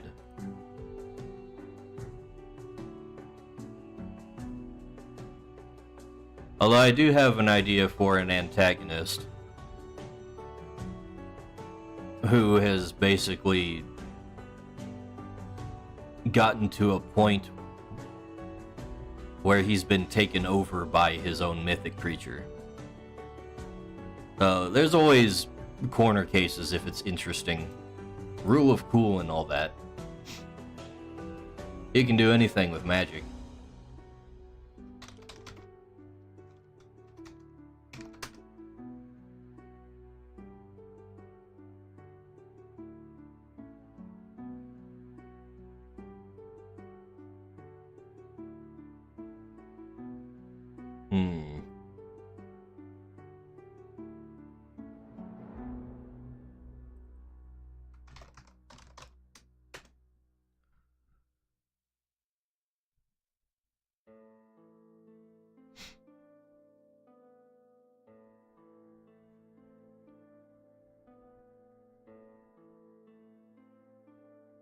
Yeah, on that topic, don't tell nobody. But Carol here is part of such a storyline that I was thinking about developing.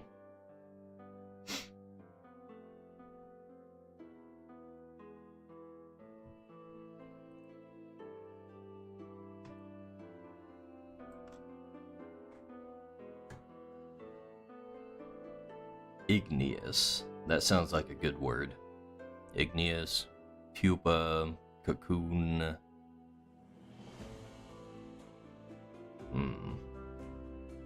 Glowing. Could go with glowing to go with the Glarva. Name him Gloopa? Gloopa, would that be good? I don't know about that. The more I say it, the more silly it sounds.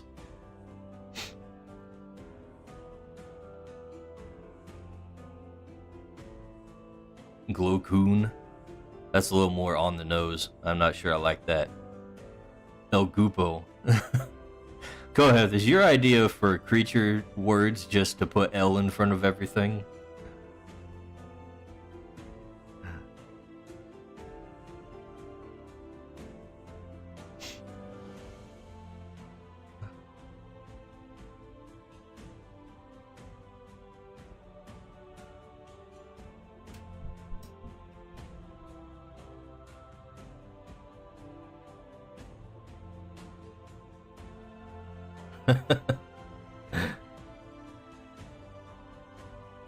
What was the other one you suggested? El Yedo? When I posted the sketch of the last guy?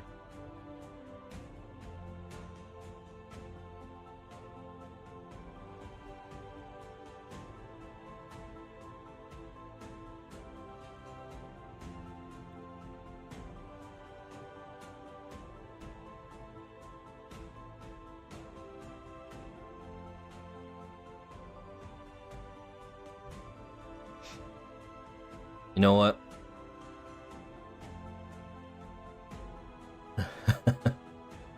Maybe we'll just name him later. I'll call him Gloopo for now. Just so I can save the file. I'll come back to it later.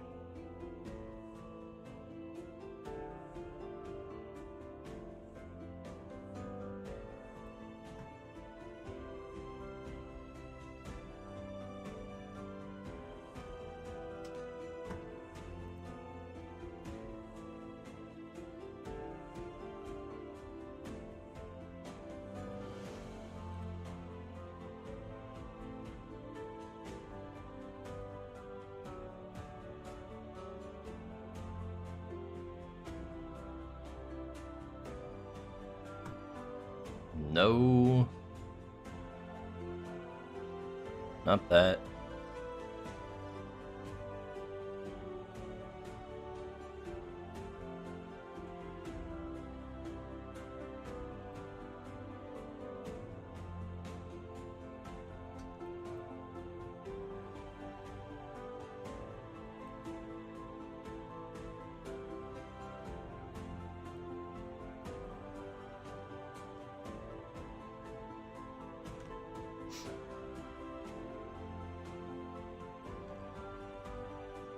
Look out, Carol. He's coming to melt your ice, creatures.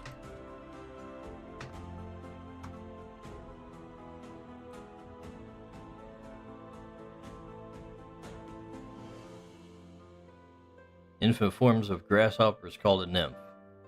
Yeah, that's for the kind of bugs that don't go through metamorphosis. They just kind of get bigger.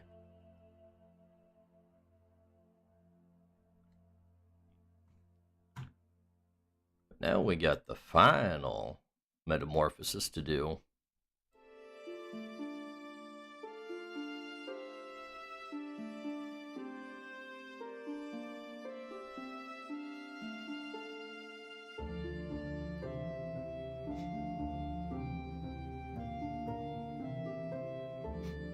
Yetnifer.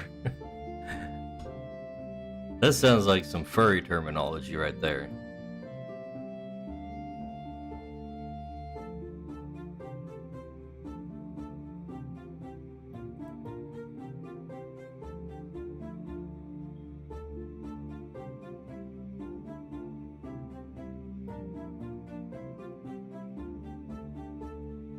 This one I already have a name for.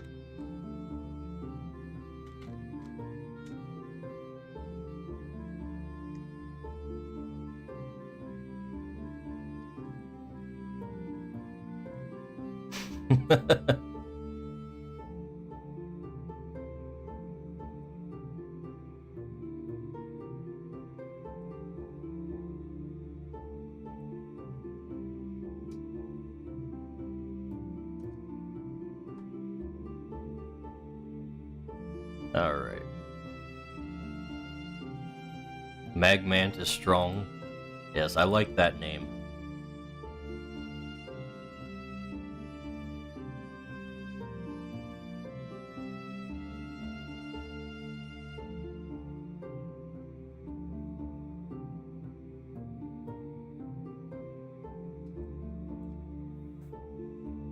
Ooh. I don't like how sketchy he is, though. That's gonna make it more annoying.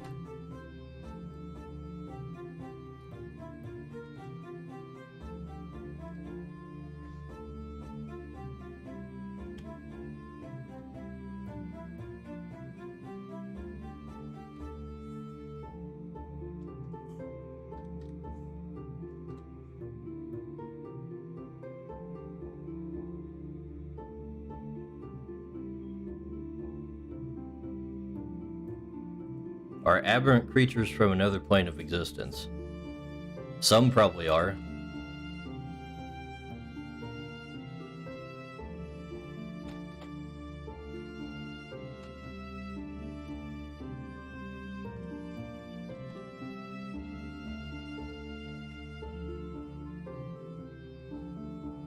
Slop-Eye and his forms are homegrown, though.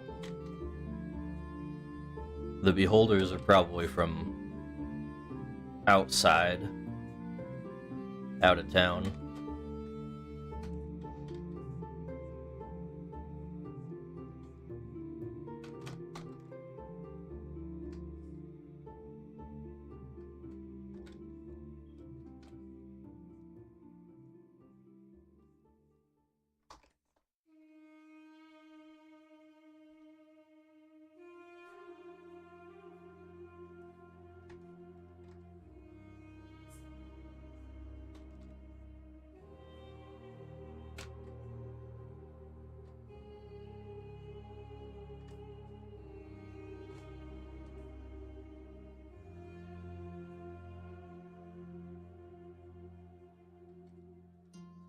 This guy's probably going to be the most detailed creature of the stream.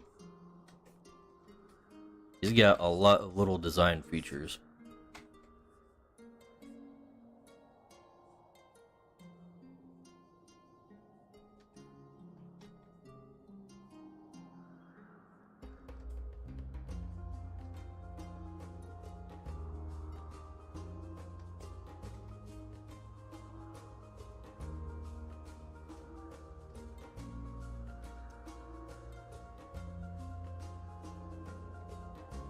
And I'm gonna add some more.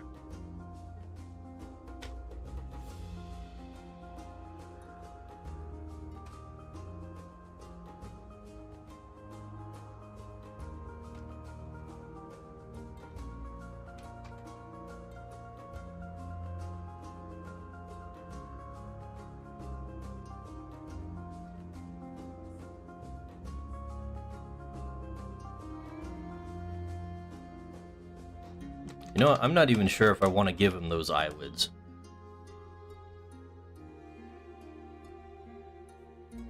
We're going to add some and we're going to take away some.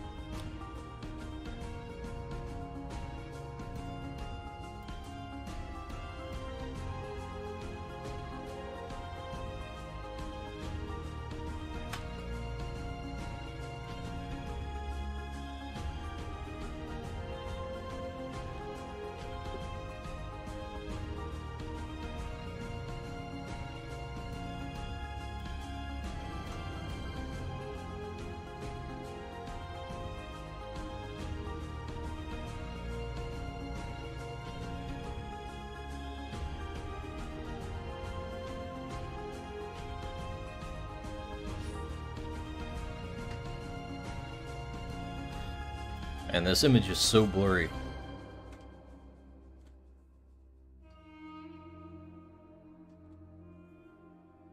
Uh.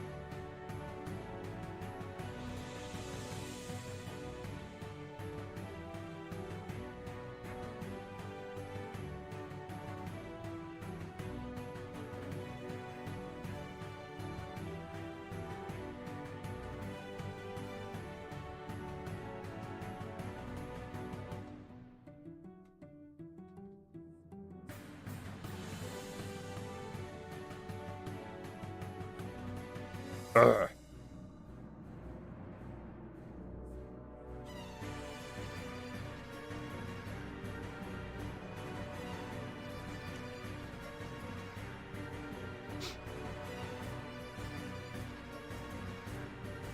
Yeah, that should work.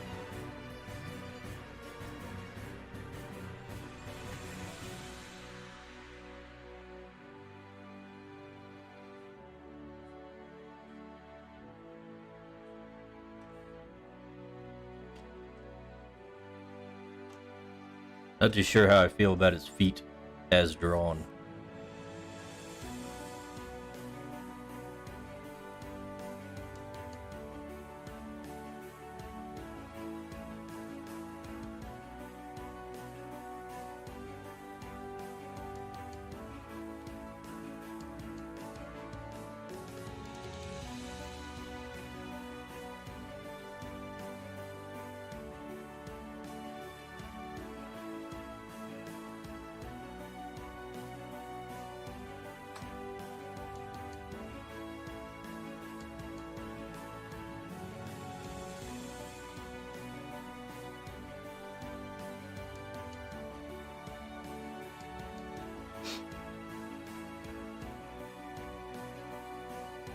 Kinda wish he had ant toes.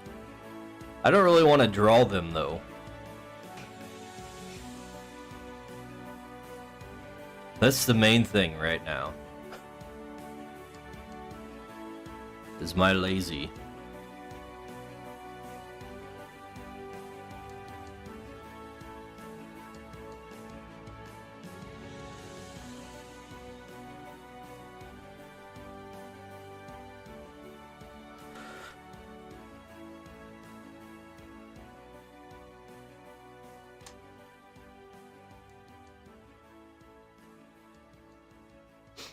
You know, let's take a good look at what ant toes actually look like.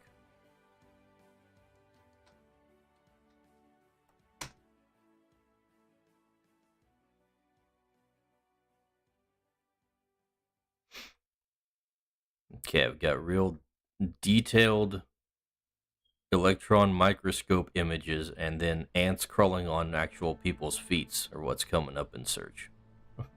Oh wait, there's an actual ant with kind of visible toes. I would not call those even toes, really.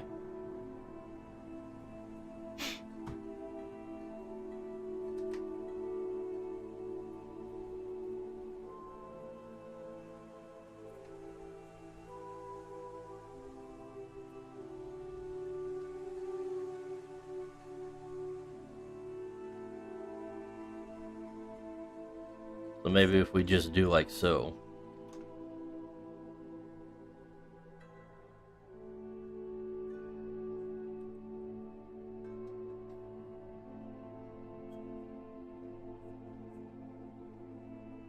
Give him like a more segmented look all around for his joints. Might be good.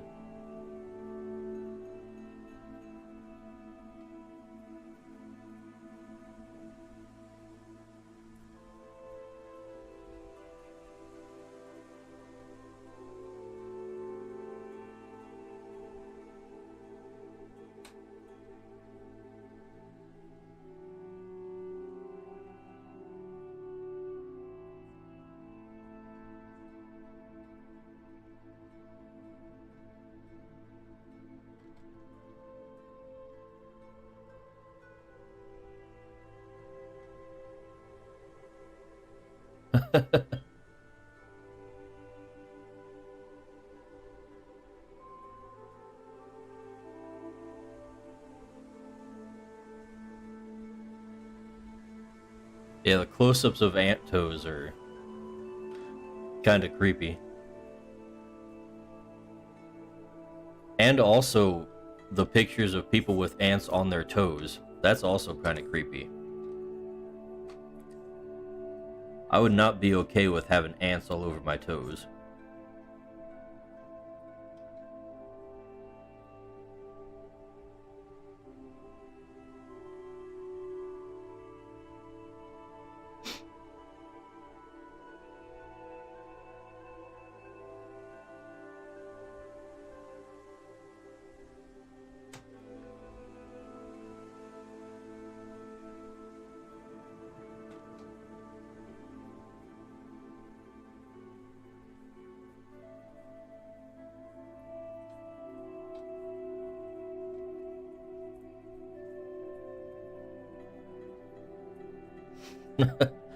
Yeah.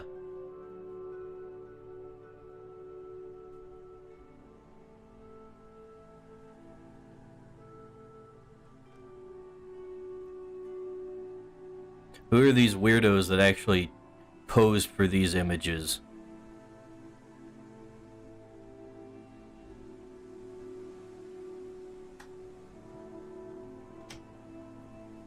Whose toes are those?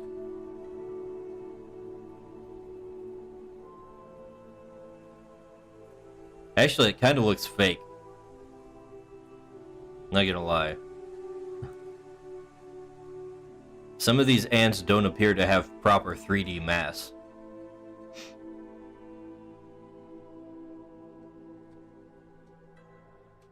I think that might be a Photoshop.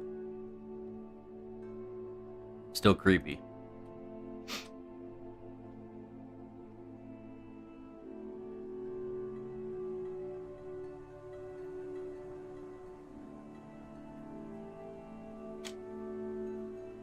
You know what? His body probably should be segmented too. I didn't really make that very pronounced on the sketch.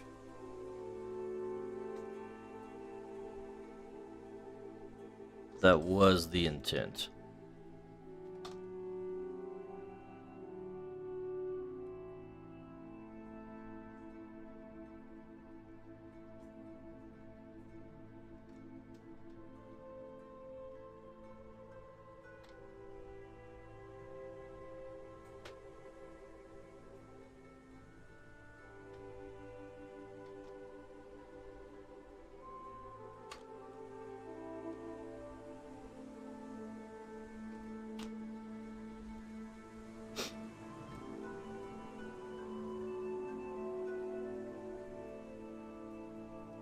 Oh yeah. I need to finish up this Anto.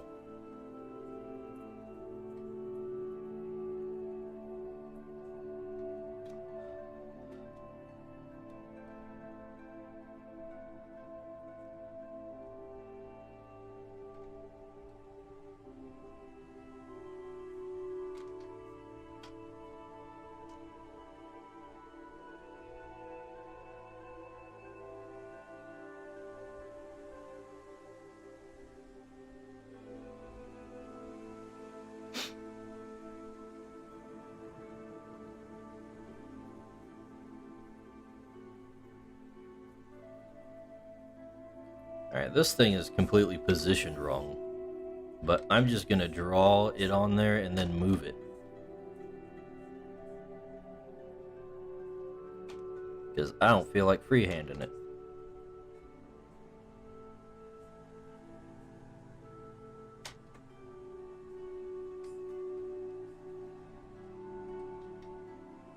Let's see, and he's got this little hook. Gotta freehand that no matter what, because it ain't on the original drawing.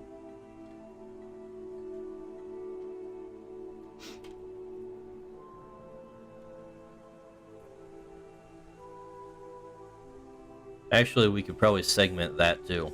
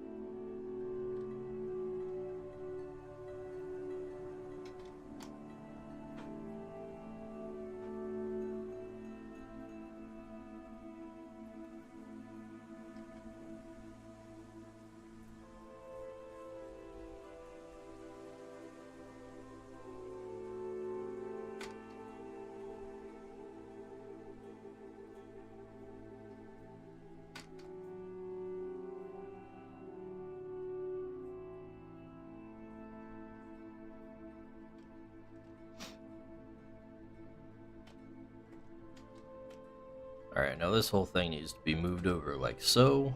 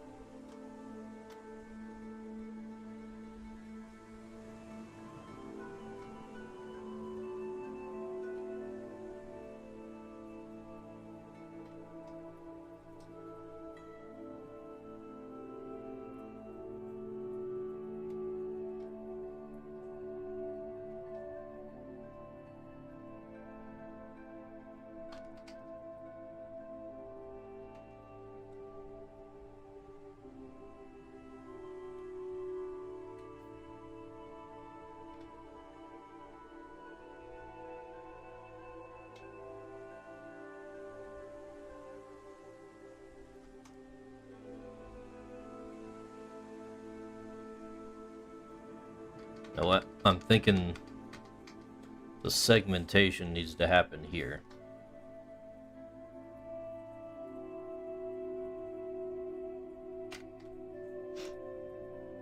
It just looks weird otherwise.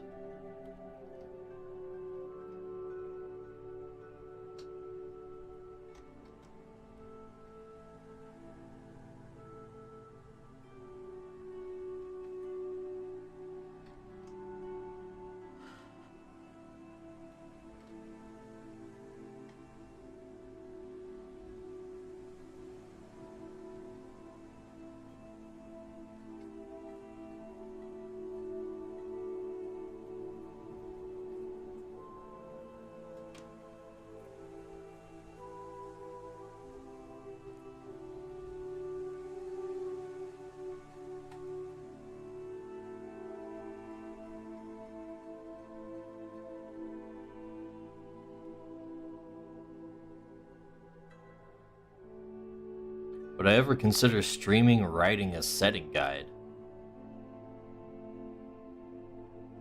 It'd probably be real boring to watch.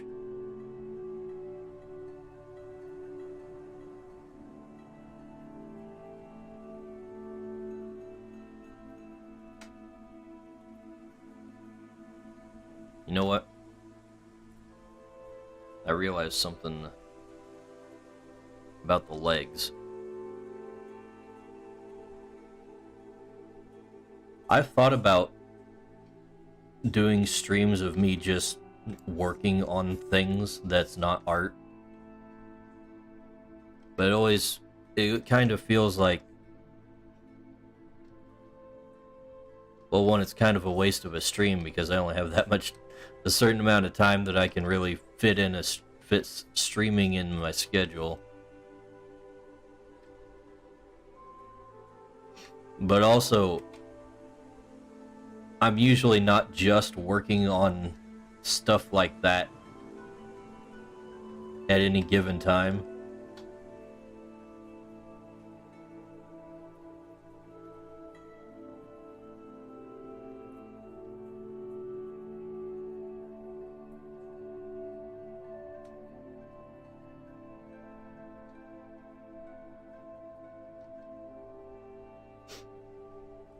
Usually I've got like something else going on in the background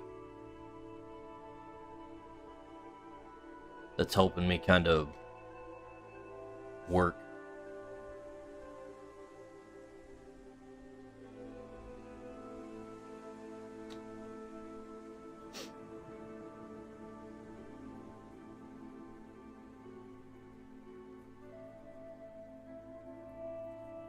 Maybe I'll do some streams where like I'm actually just kind of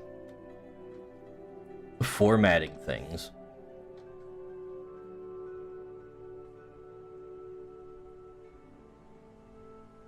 That's boring, but it's not something I really need to think deep about. Like putting together the pages and whatnot.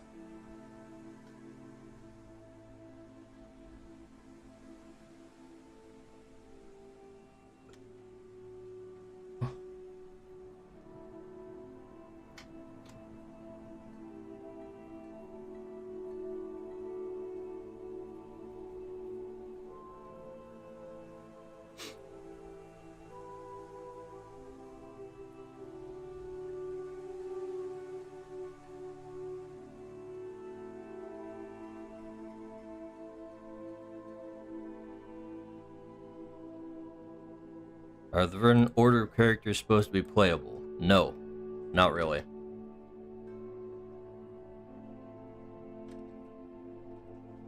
They're background characters.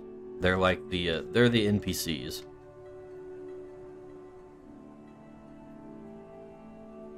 So in the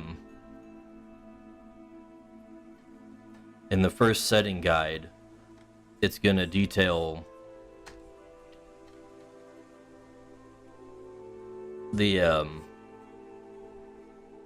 it's gonna detail the town of Root Run and the Verdant King and his conjurer, and those guys are going to be like the local lords of the villages, along with his other advisors.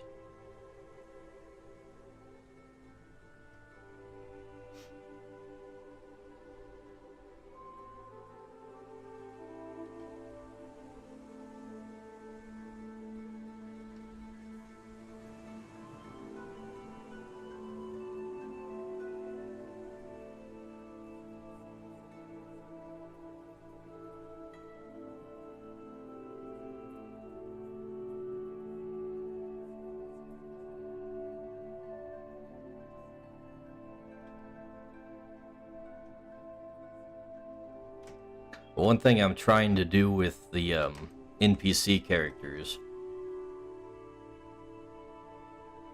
is to flesh out their what do you call that? On the wiki, they've got different sections for certain aspects of them, like we've got strengths and weaknesses and ambition, and that's to kind of give the DMs a way to understand how they can be used to kind of further the plot, or how they would interact with the characters.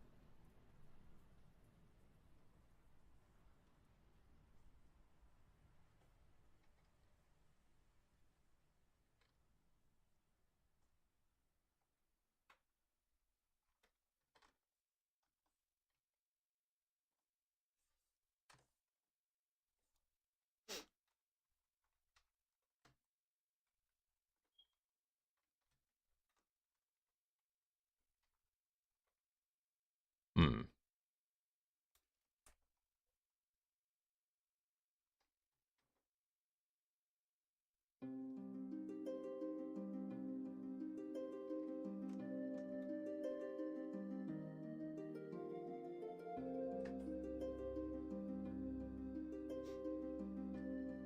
Now you could do a campaign that involves your characters joining the Viridian Order.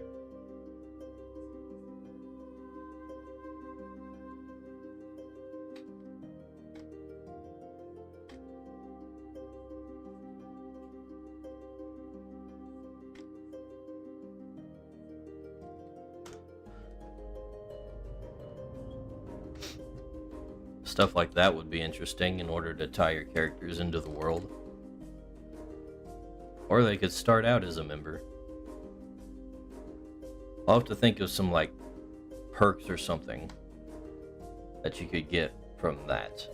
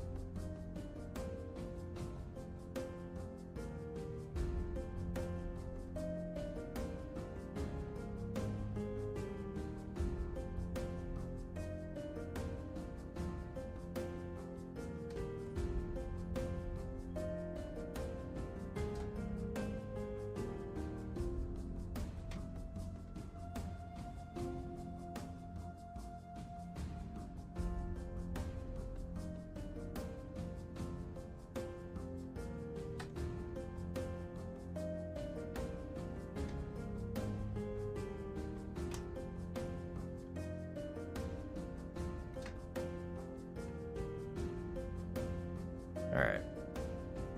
This guy's finally getting closer to being done. Well, the line art is.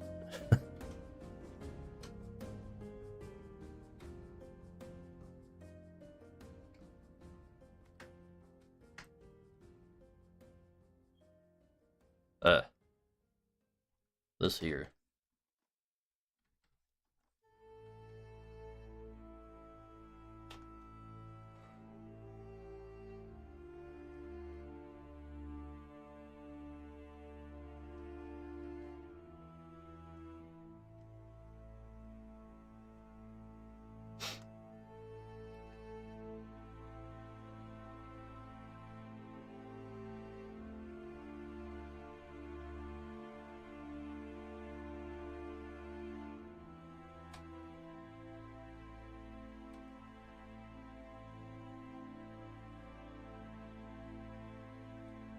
No, I don't think the sketch is gonna help me on this part.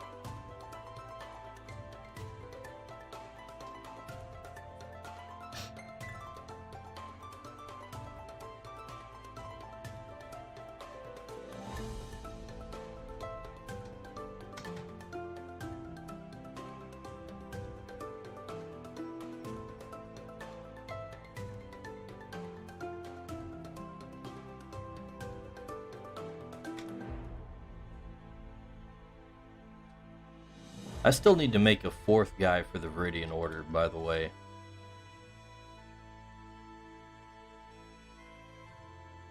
I have one in mind, but I never got around to drawing him.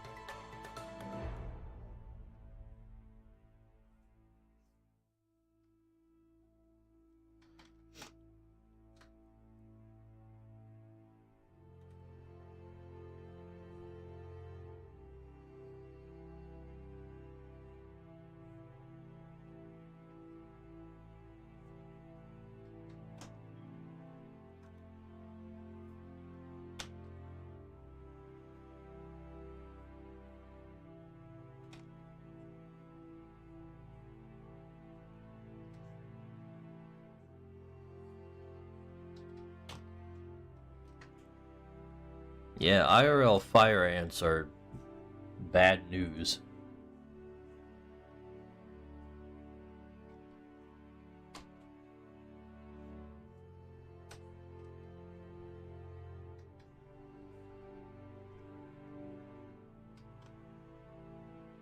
To say the least.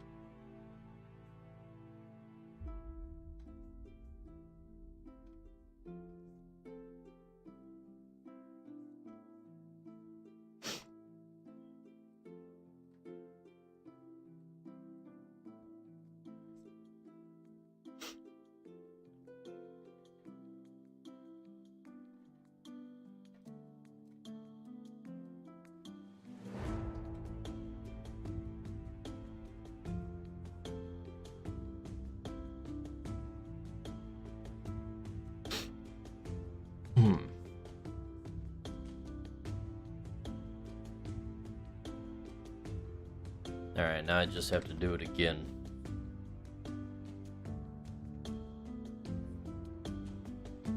Drawing antennas sucks.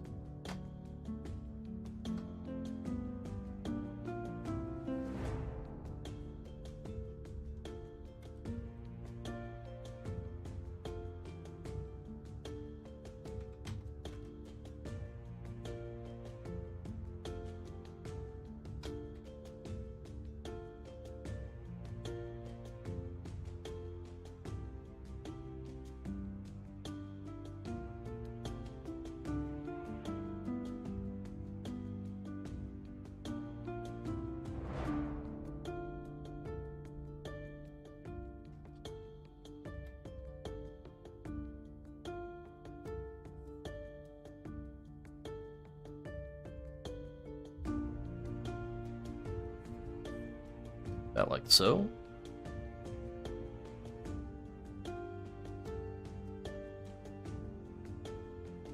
I'm just gonna copy and paste this little thing.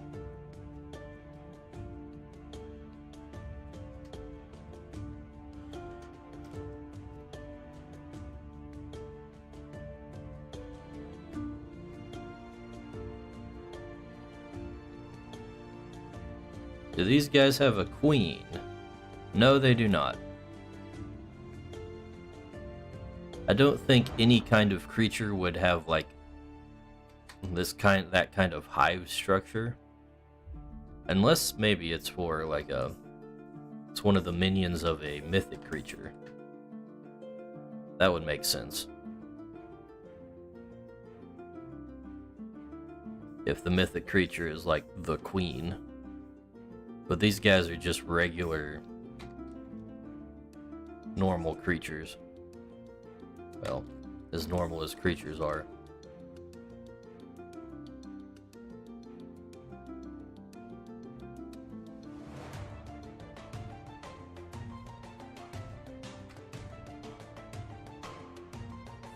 Okay. Let's select the right thing.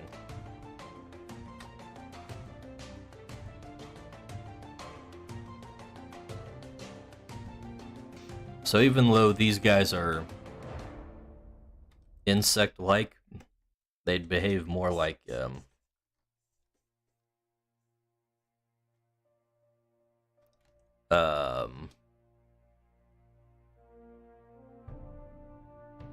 other types of animals.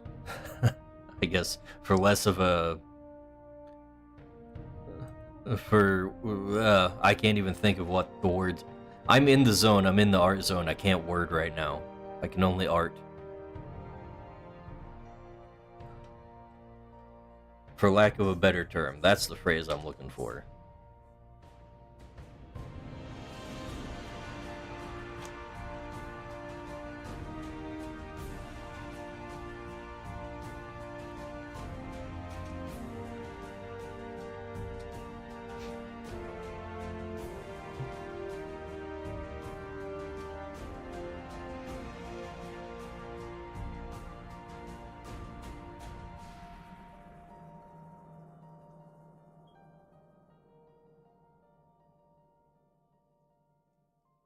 Are they as annoying as real fire ants? They'd probably be more annoying. Creatures are generally bad news to humans when they're not bound.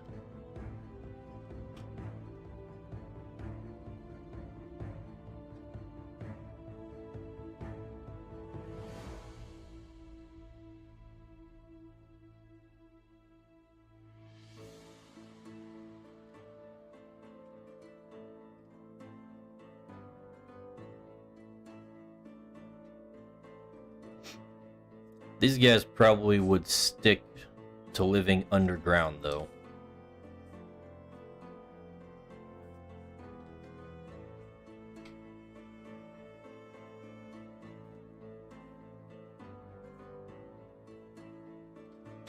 Although one of the villages I've been writing up does have a mine as one of its prominent features. So magmants might be a consistent problem that they have.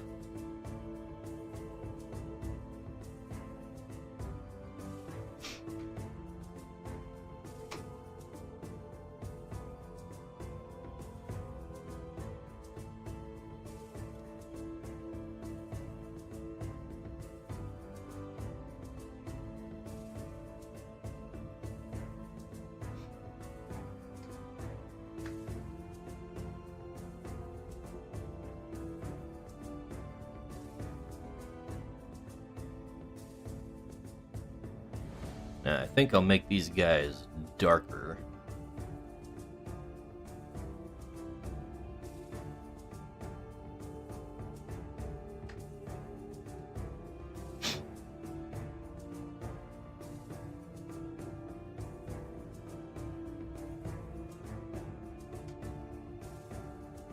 But before I do that, this looks off. I'm gonna fix it real quick.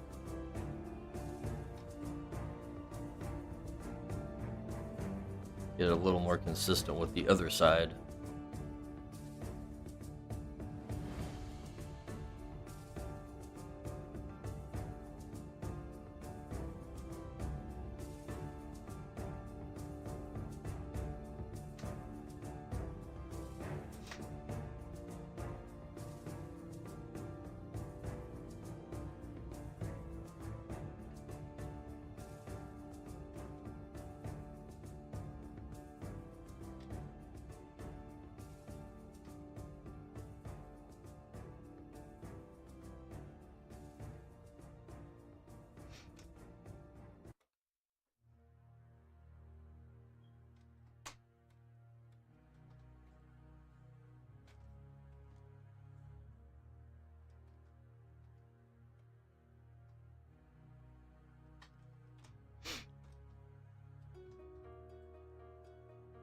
Maybe that'll be a good first adventure to give a writer.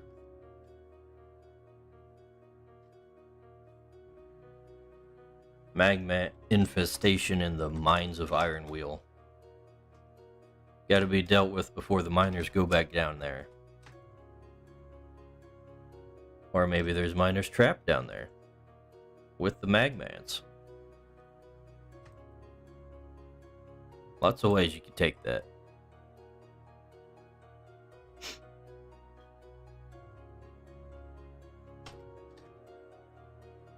Whoops.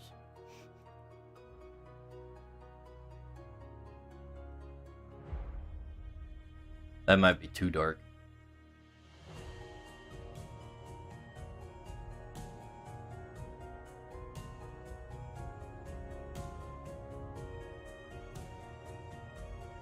Yes, creatures do eat.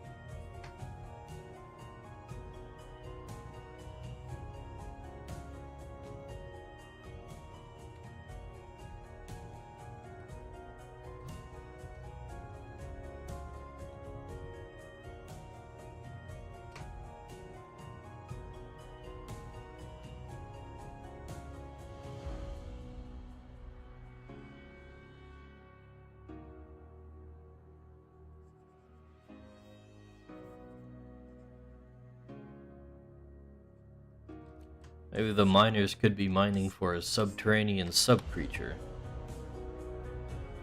That could be a thing.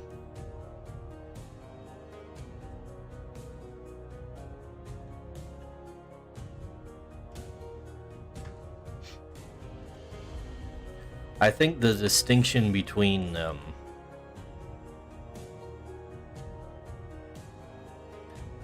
the surface and the subterranean areas is going to be a point of conflict. Kind of like how you have like the Underdark in D&D as a major thing. So a lot of these creatures are going to be subterranean. Like the Beholder creatures are gonna be subterranean. And then the Slugoops and all them.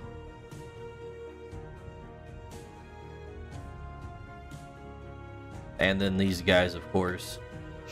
And probably... what are they called? The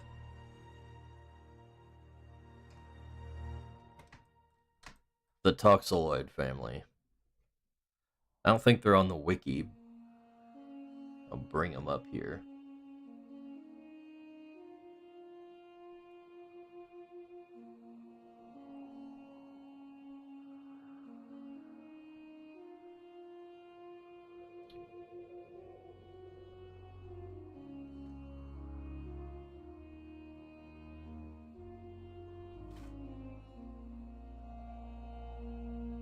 These guys are probably going to be one of the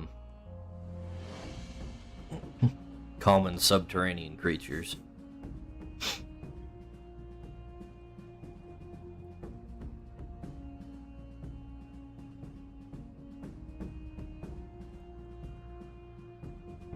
Then Magmants and their family will fill the same role as like the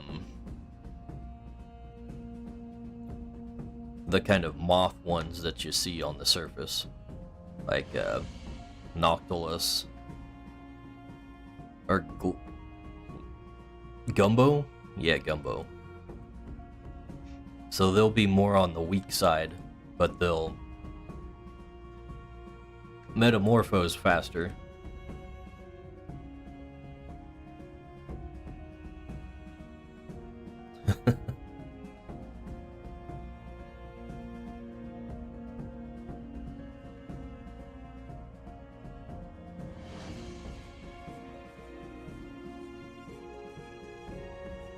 Yeah, I still feel like he's too dark, though.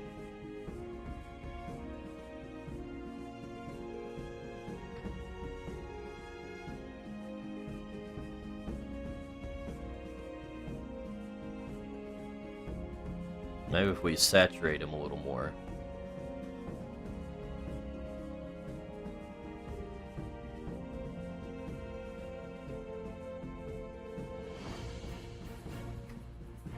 That might work.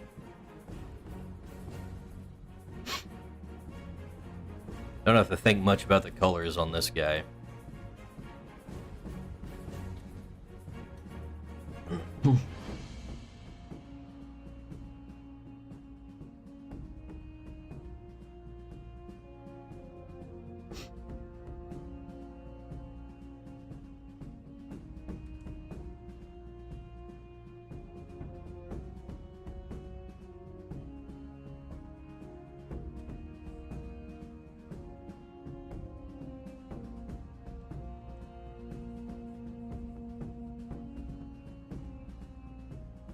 Whoops.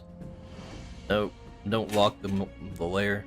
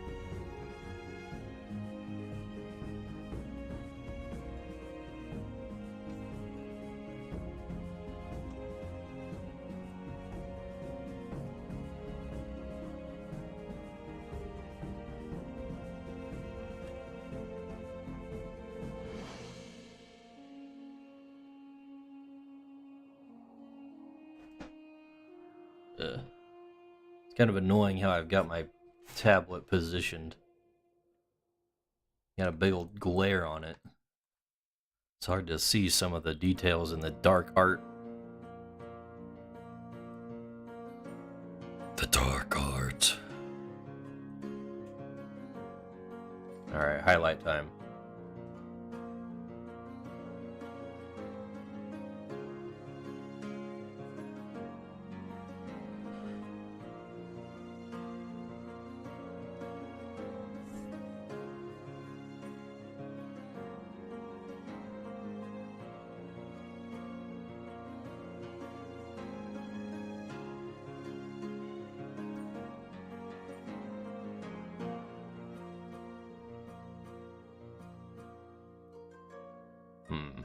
I want it to be more yellowish.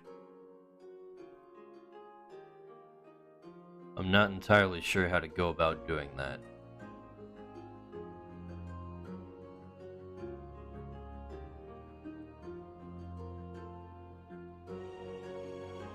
If it's even possible.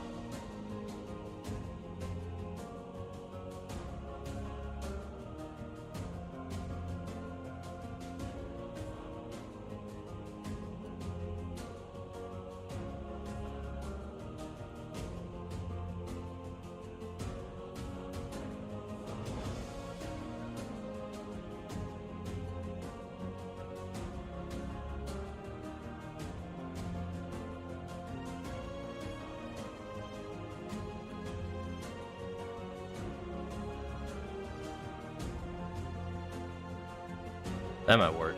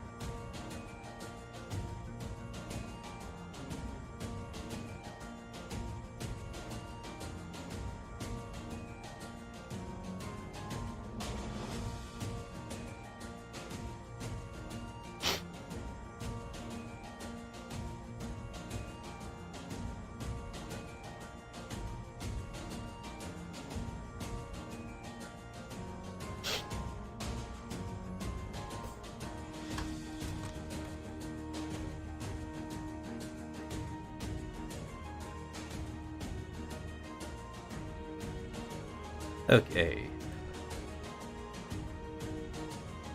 Feathering time.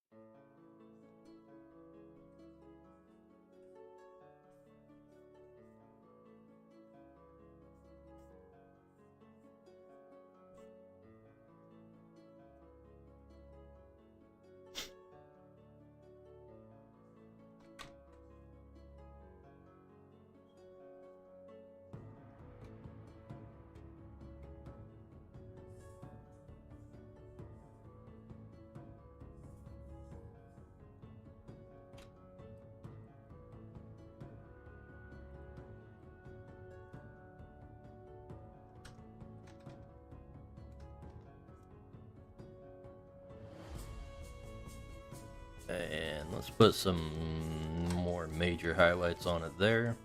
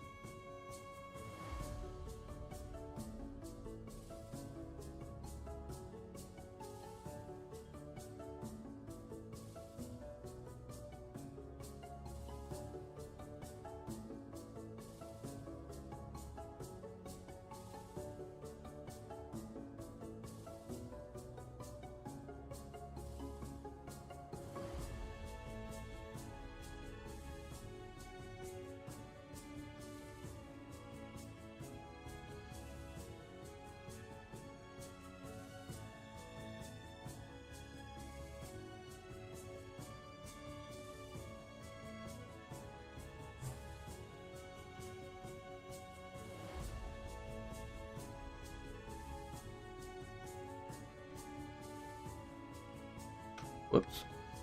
Got the wrong color there.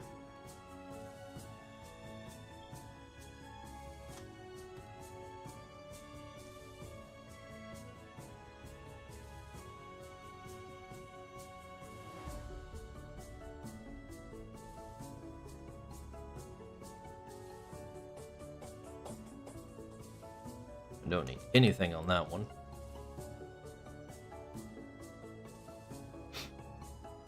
Alright. Now we get to the annoying part. Whoops.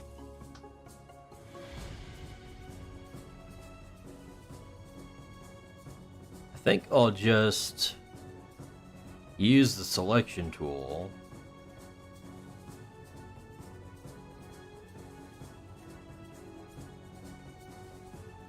Like I did before.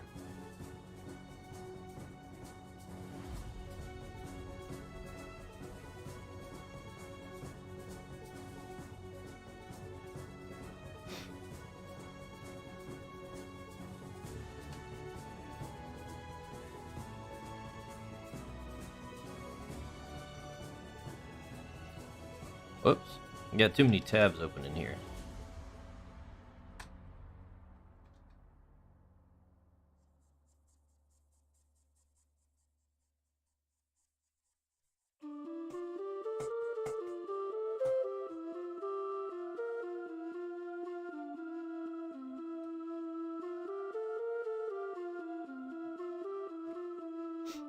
And then we'll shrink it even more.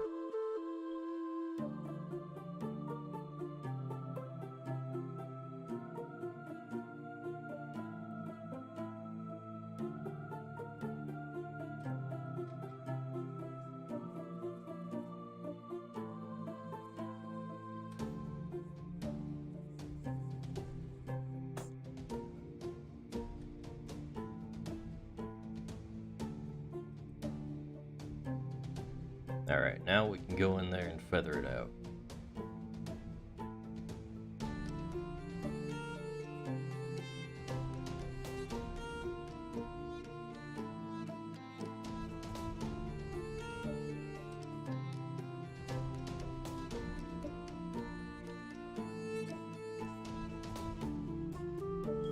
It's lovely jagged looking.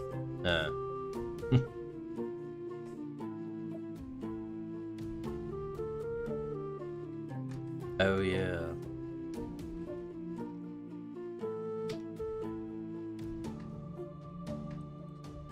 Some of these things are not meant to be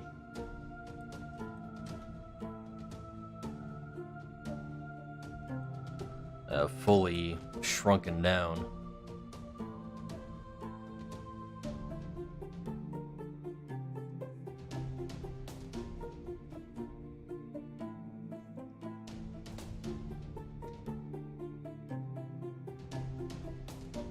Oh, dang it.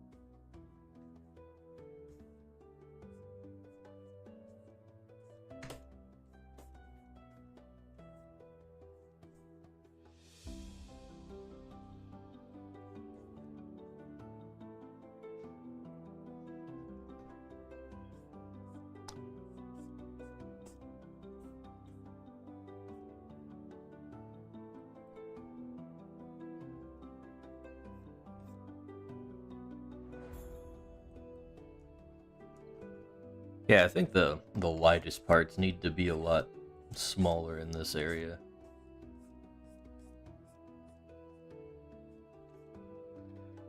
They need to be smaller, but there also needs to be more of it in the extremities here.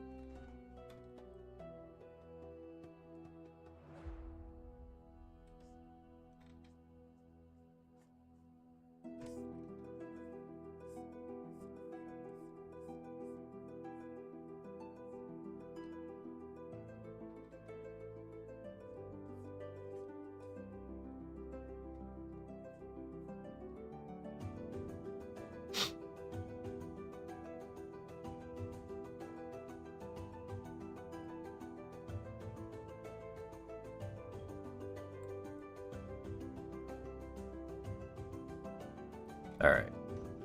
One more touch on the eyes here.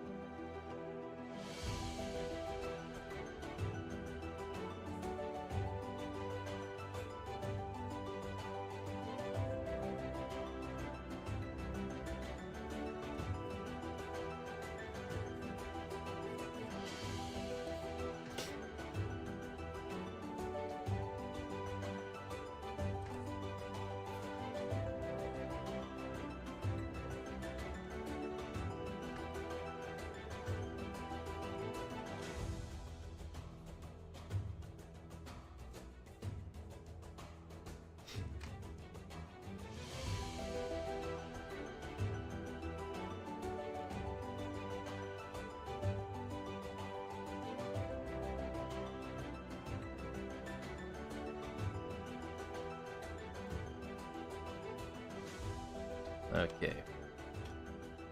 This little thing just feels too flat.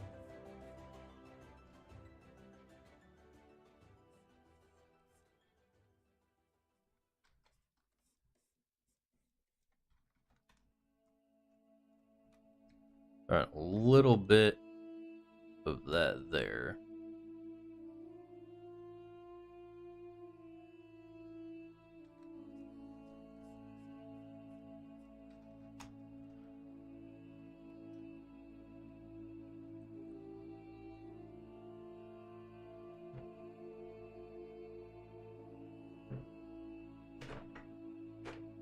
Hmm.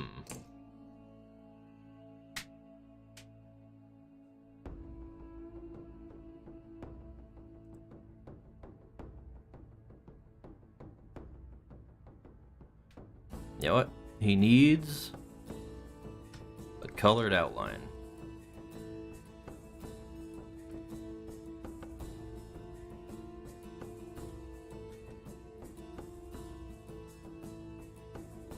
Whoops.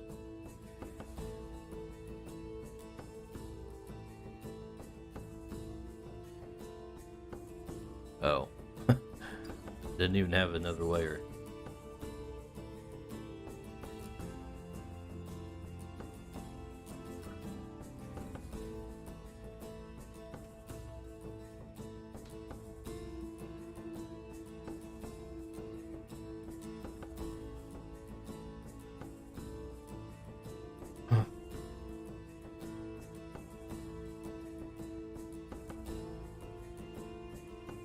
I think I'll go darker for his mouth here just so it stands out.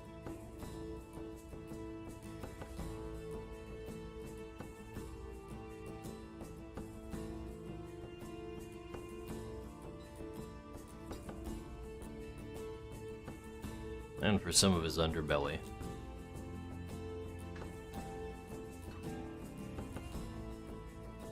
Carbonate it if it's flat.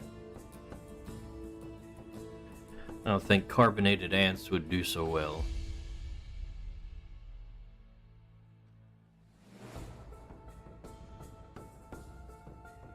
There we go. He's pretty cute.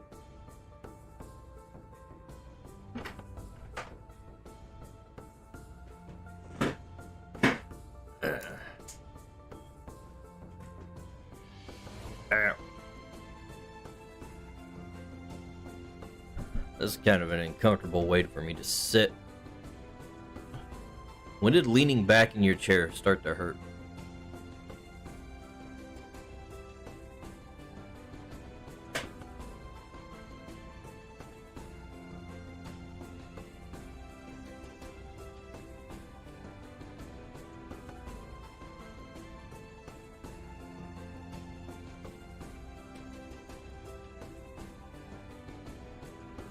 Carbonated lava amps?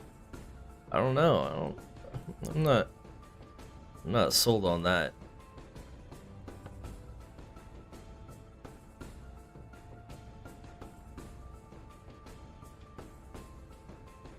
Would you really carbonate this guy? Look at him.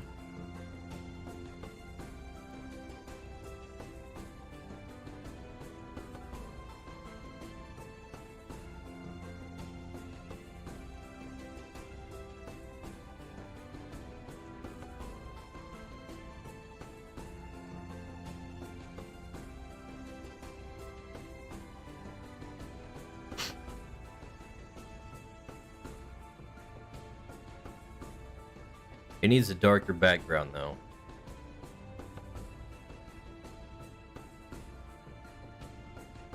Just too much clashing. There we go. I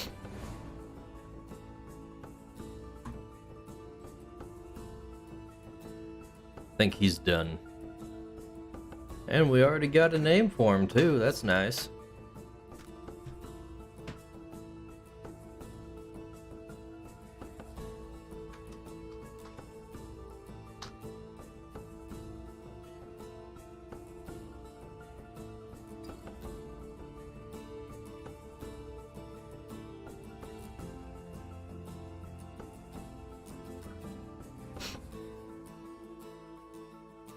Oh, I forgot. Got to take off all this extra stuff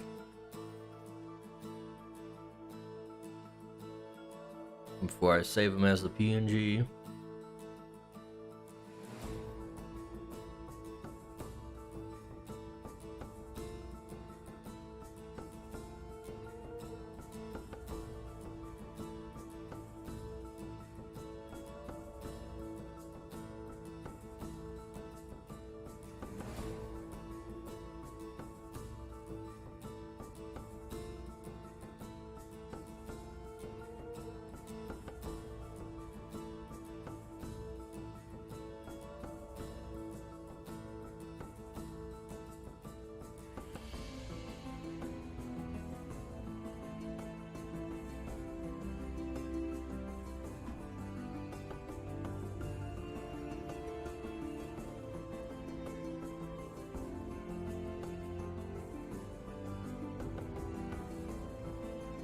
There we go.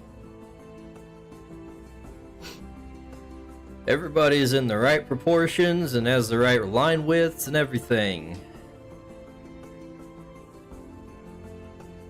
Actually, looking at Magmint compared to the other things, I really think I went too far on his coloring. Let's make a slight adjustment.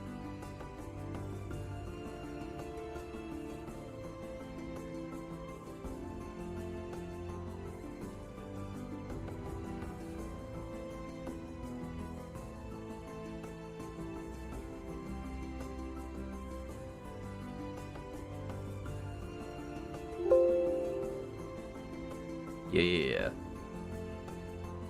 Yes, I am overwriting my other save files, CSP. Sue me.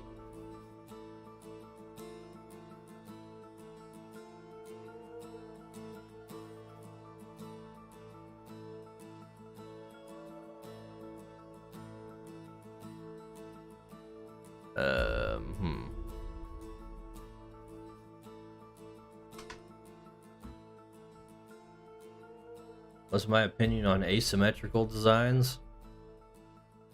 Well, if there's a reason for it, that's fine.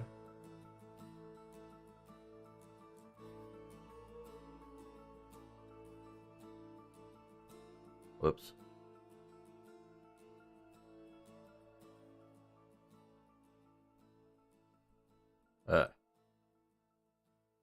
Everything's going wrong right at the end. No. There we go. Before and after.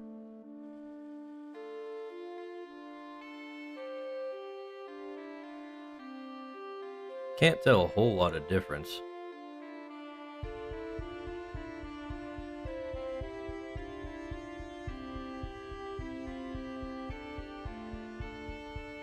I think he is better that way, though.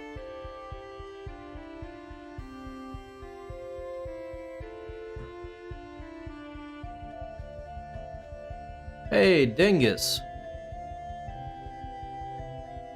He got in just in time before I was finished with everything.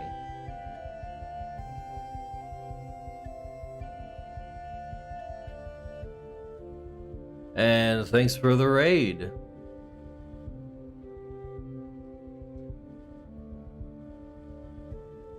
We got some new boys here.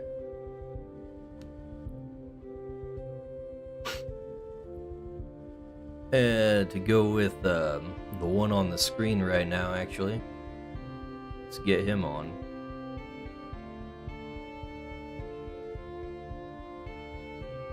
Where's little Glarva at? He's bigger than everybody else.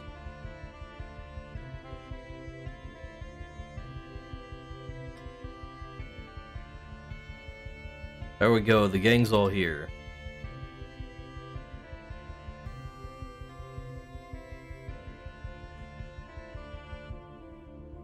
Just got done with Pokemon. Is that another Soul Link you're doing?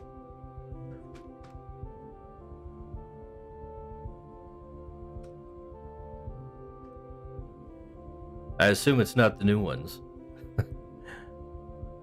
As I've heard your opinions on those.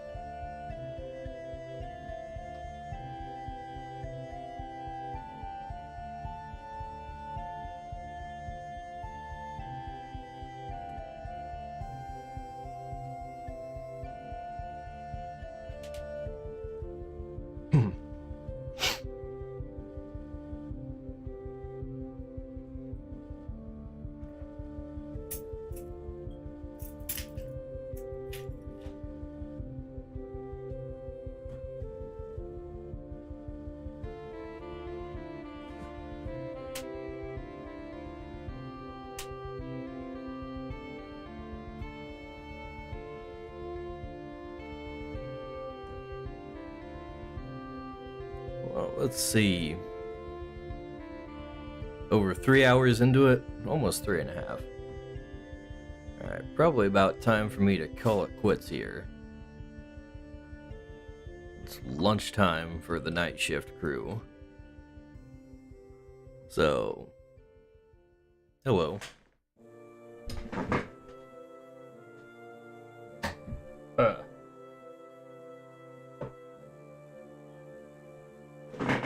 There we go, now I can move again. Just in time to end it.